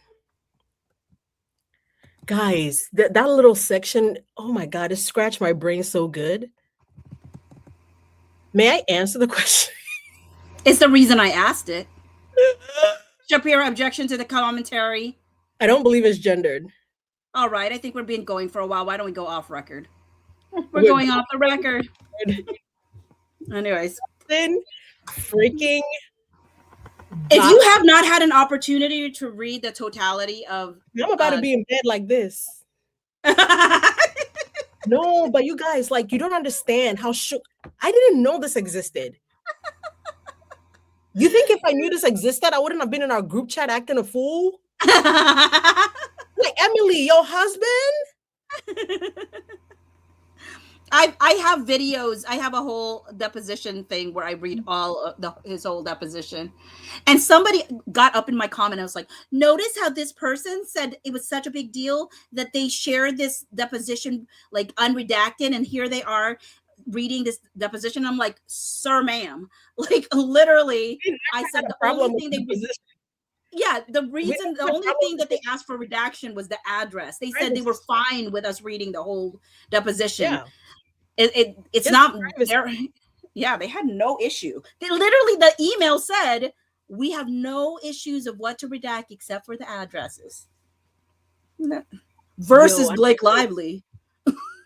You guys don't understand to see her deposition. How my flabber has been completely fucking gassy. I love it. If this was Jamie Heath, I wouldn't have reacted. Because Jamie Heath, the entire deposition, was smacking them back in the face. Wait, Carol, you remember? Yeah. Jamie was smacking them back and forth. Whatever they would say, Jamie would be like, and what? And what? And what? You want me to answer as the person in yeah, he was always like Jamie was tough the whole time. There was Justin's deposition, you could almost read him like cowering in his words. Like he was so confused how this was happening to him. But this little, yeah, I'm gagged. I'm glad we kept going. I just wanted to keep going to the part where I knew what you said. He said also. Because even if he posted an energy drink, a non-caffeinated, like no caffeine, like a healthier version of it, girl, please. That is not the same as your Betty Buzz, your Betty Booze that has alcohol in it, that doesn't go at all with DV, and you literally dressing up like a Barbie doll and doing your hair and telling people to buy your shit. And saying, all this clothes is, it's not really me, but it's me. I love it. You guys know Carol be waiting for her moment. Carol got a mean streak, y'all. Y'all don't know. Carol got a good mean streak. And it works because she's such a goody two shoes. When she slides it, then you just be like, Carol. What was the Blake Karen Lively or whatever you said? The Blake Karen? No, I immediately was like, huh? You were proud of her. I was so proud, like a proud mama. No, but you guys, I'm so proud of Justin. Because my mind is legitimately blown, Jen. Like, I cannot make this reaction is legitimate. There are lives that we did on Bachi's live back when we were mostly on TikTok. Yes, those were fun. The position, and like I would feel broken for him because he was answering some of these questions like, I don't know what you want from me. Like, I don't know how else to say this any other way other than I didn't know, or like, I didn't know anything. Like what you, and he would answer this much for like, how are you? This Baker that came running up to me to give me hugs when he found out that Vivian was creepy. Wait, she said that? Justin, yeah. Let them know you're weak. That was sad. That was very sad. Yeah, sad. Like if he had an update back then. Sad? What? You know what's even more sad is the things that she likes. Oh yeah. Oh yeah. Like what in the how? Yeah. Mm-hmm. But can I tell you, to this day, I think it's very, very interesting. Remember the 9 women thingy-majiggy, right? But remember, like, where the original 9 women statement came from, and I was like, is this the reason why? Mm-hmm. Do you remember the 9 women statement from Melissa Nathan? Mm-hmm. So, but like that person, Vivian Baker, used to be on that list that guy created, but she's out here liking all his stuff. and she magically disappears from the list. Did she give him a ring a ding ding to say, don't put me on that list? Replace me with some other random person that doesn't even deserve, none of these women deserve to be on this list. Jennifer, I'm going to read Jennifer's comment, which I've said this multiple times. There was, I think if Blake just promoted hair care and not alcohol, that part might have been forgotten. Even, I mean, the alcohol was a mess. She shouldn't have done that. But even with the hair care, the way she did it was a mess. The way to have done that was to gather women who specifically had, you know, a DV story, something, give them like a, what do you call them? Hair makeover. Like a makeover, right? Like you invite somebody, you do like a before and after. That would have been literally the best way to do this. As much as it would have still been you trying to get some money, nobody would have cared about the money you were getting. They would have only focused on the upbeat, you know, attitude that the women would have, or how happy they would be that you've given them. Or she could have gone to shelters, but you know, she's not. Again, no, she would not. She's not. She's not about that life, guys. She's not about that life. And she also doesn't want that associated with her brand because that's not her, you know. Her and brand so is literally collecting dust. At all, 100%. So to me, like bringing up Justin promoting update one time on a story that deletes in 24 hours. That we didn't even realize that was there. Nobody even noticed it was there. I'm telling you, I'm gonna buy me and some updates. Followed this man before this mess, and I don't remember seeing that. And I'm not even lying for him. I didn't. All I remember is Blake Lively and a Betty Buzz and a Blake Brown booth everywhere she went. Like that's in my memory. And here's the thing too, Elsie, about this is the fact that they kept saying, I remember people who were Blake Lively supporters said, well, she didn't plan on having it. Like it just happened to fall in the same time. I'm like, no. They're like, well, they planned the hair care launch a year before. I said yes, but she intentionally moved the movie. She moved the movie up. Yeah. Because it was supposed to release in February. Then because of the strike, it got moved to June. The only reason it got moved to August was because of Blake. So I said, no, it's not a coinkydink that suddenly it's on the same time frame. She made sure it was in the same time frame. Also because her husband's movie got moved to a certain time frame in late July. That was intentional. Demi Moore, Bruce Willis, nobody has ever done that. They wanted to do the Oppenheimer Barbie thing. It's like, that one ended to me and Bruce Willis, because nobody's ever done that since then. And now Blake and Ryan, you know. Yeah. So it's like none of it is ever like an accident. It's all intentional. There's a Mexican saying, it's like you don't take a step without your sandal, which in a way it's kind of like saying like you don't take a step without being calculated. Yeah, knowing what your next move is going to be. Yeah, she knew exactly what she was doing. They knew exactly what they were doing. They knew the target audience, and they didn't care that it didn't fit this movie. They believe they are geniuses in their craft. Yeah, because go ahead. Yeah. And because they feel geniuses in their craft, they're like, I'm making the best decision. I know because I'm a marketer. I'm a super marketer. Yeah. I know what I'm doing. And I think she 100% thought that she was covered under the Taylor Deadpool thing. I believe she thought the proximity to those two and their fandom would always cover her, which it almost did. Yeah. As much as people were bringing it up and everything, it's not like she stopped in the middle of the promotion. It was like people are saying bad things. Change gears. She didn't change gears. She was like, you hate it? I don't care. I have a plan. Like, well, on location, I'm moving forward. Like she never planned. Even now, I don't think they know they need to pivot from their bullshit. Like this birthday caption, Ryan it's not funny anymore. Nobody cares. It's not funny anymore. They don't know they need to pivot. You know what? I really always wondered how long Taylor knew that she wasn't going to be part of this, because a part of me goes, oh, if the Austria thing didn't happen, do you think she would have promoted her movie? And she was just being sensitive about like, I'm not going to promote my friend's movie when this whole thing just happened with this attack, you know, or threat of an attack. But then I go back, but she never put the trailer. She never promoted the trailer with her own song in it. Oh, yeah. Like the other account, you know, the Taylor Nation or whatever, that's the one that posted it, but Taylor never did. Versus Deadpool. But let me tell you, did you read the Deadpool promotion that she did? When they were standing, when they took that picture. Yeah, when you read it, I'm like, doesn't it read like Ryan? Oh, when it talking doesn't about read like Taylor. Yeah, that sounds like Ryan sent that text over and said, "Just put this under." Just put this. I like it. Really reads like Ryan. Either Ryan wrote it or she wrote it as though this is what Ryan would want, because she's been around. Because it definitely read like Ryan.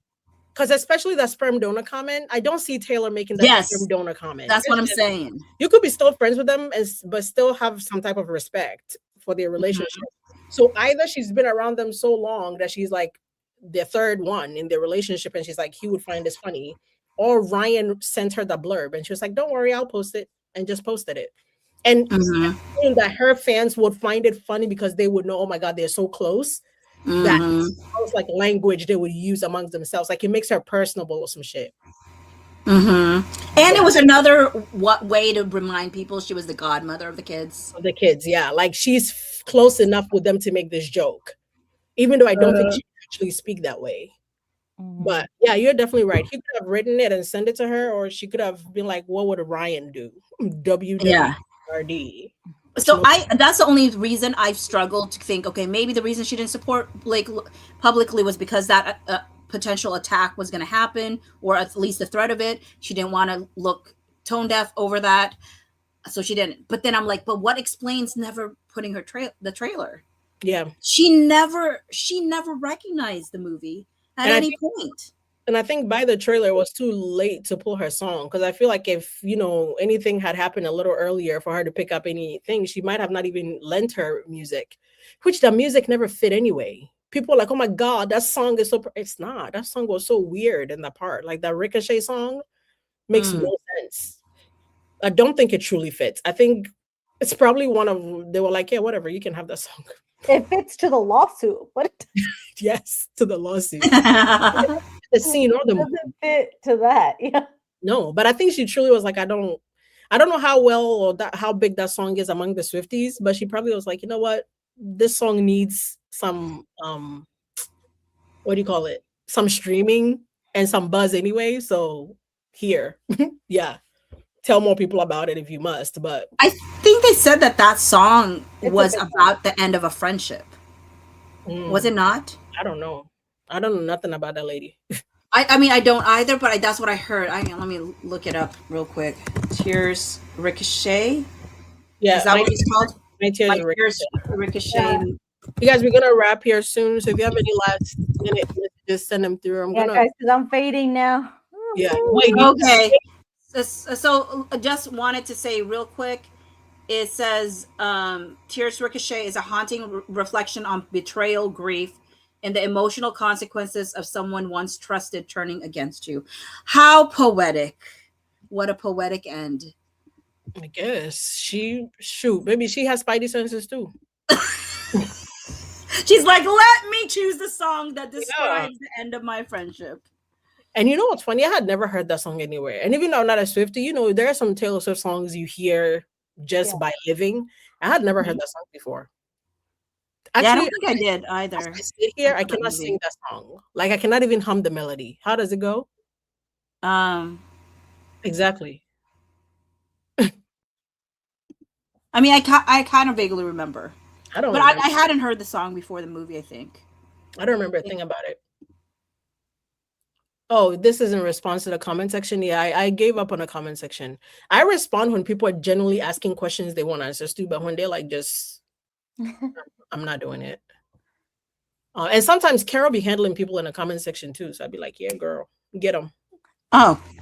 Especially on TikTok. Whenever it's a group one, I can never, like, if I'm by myself, I read so many people's comments, but when I'm with y'all's, I'm like, I cannot. Oh yeah, no, because there's so much. Oh, this one I said I want to go to heaven, so I don't respond to people.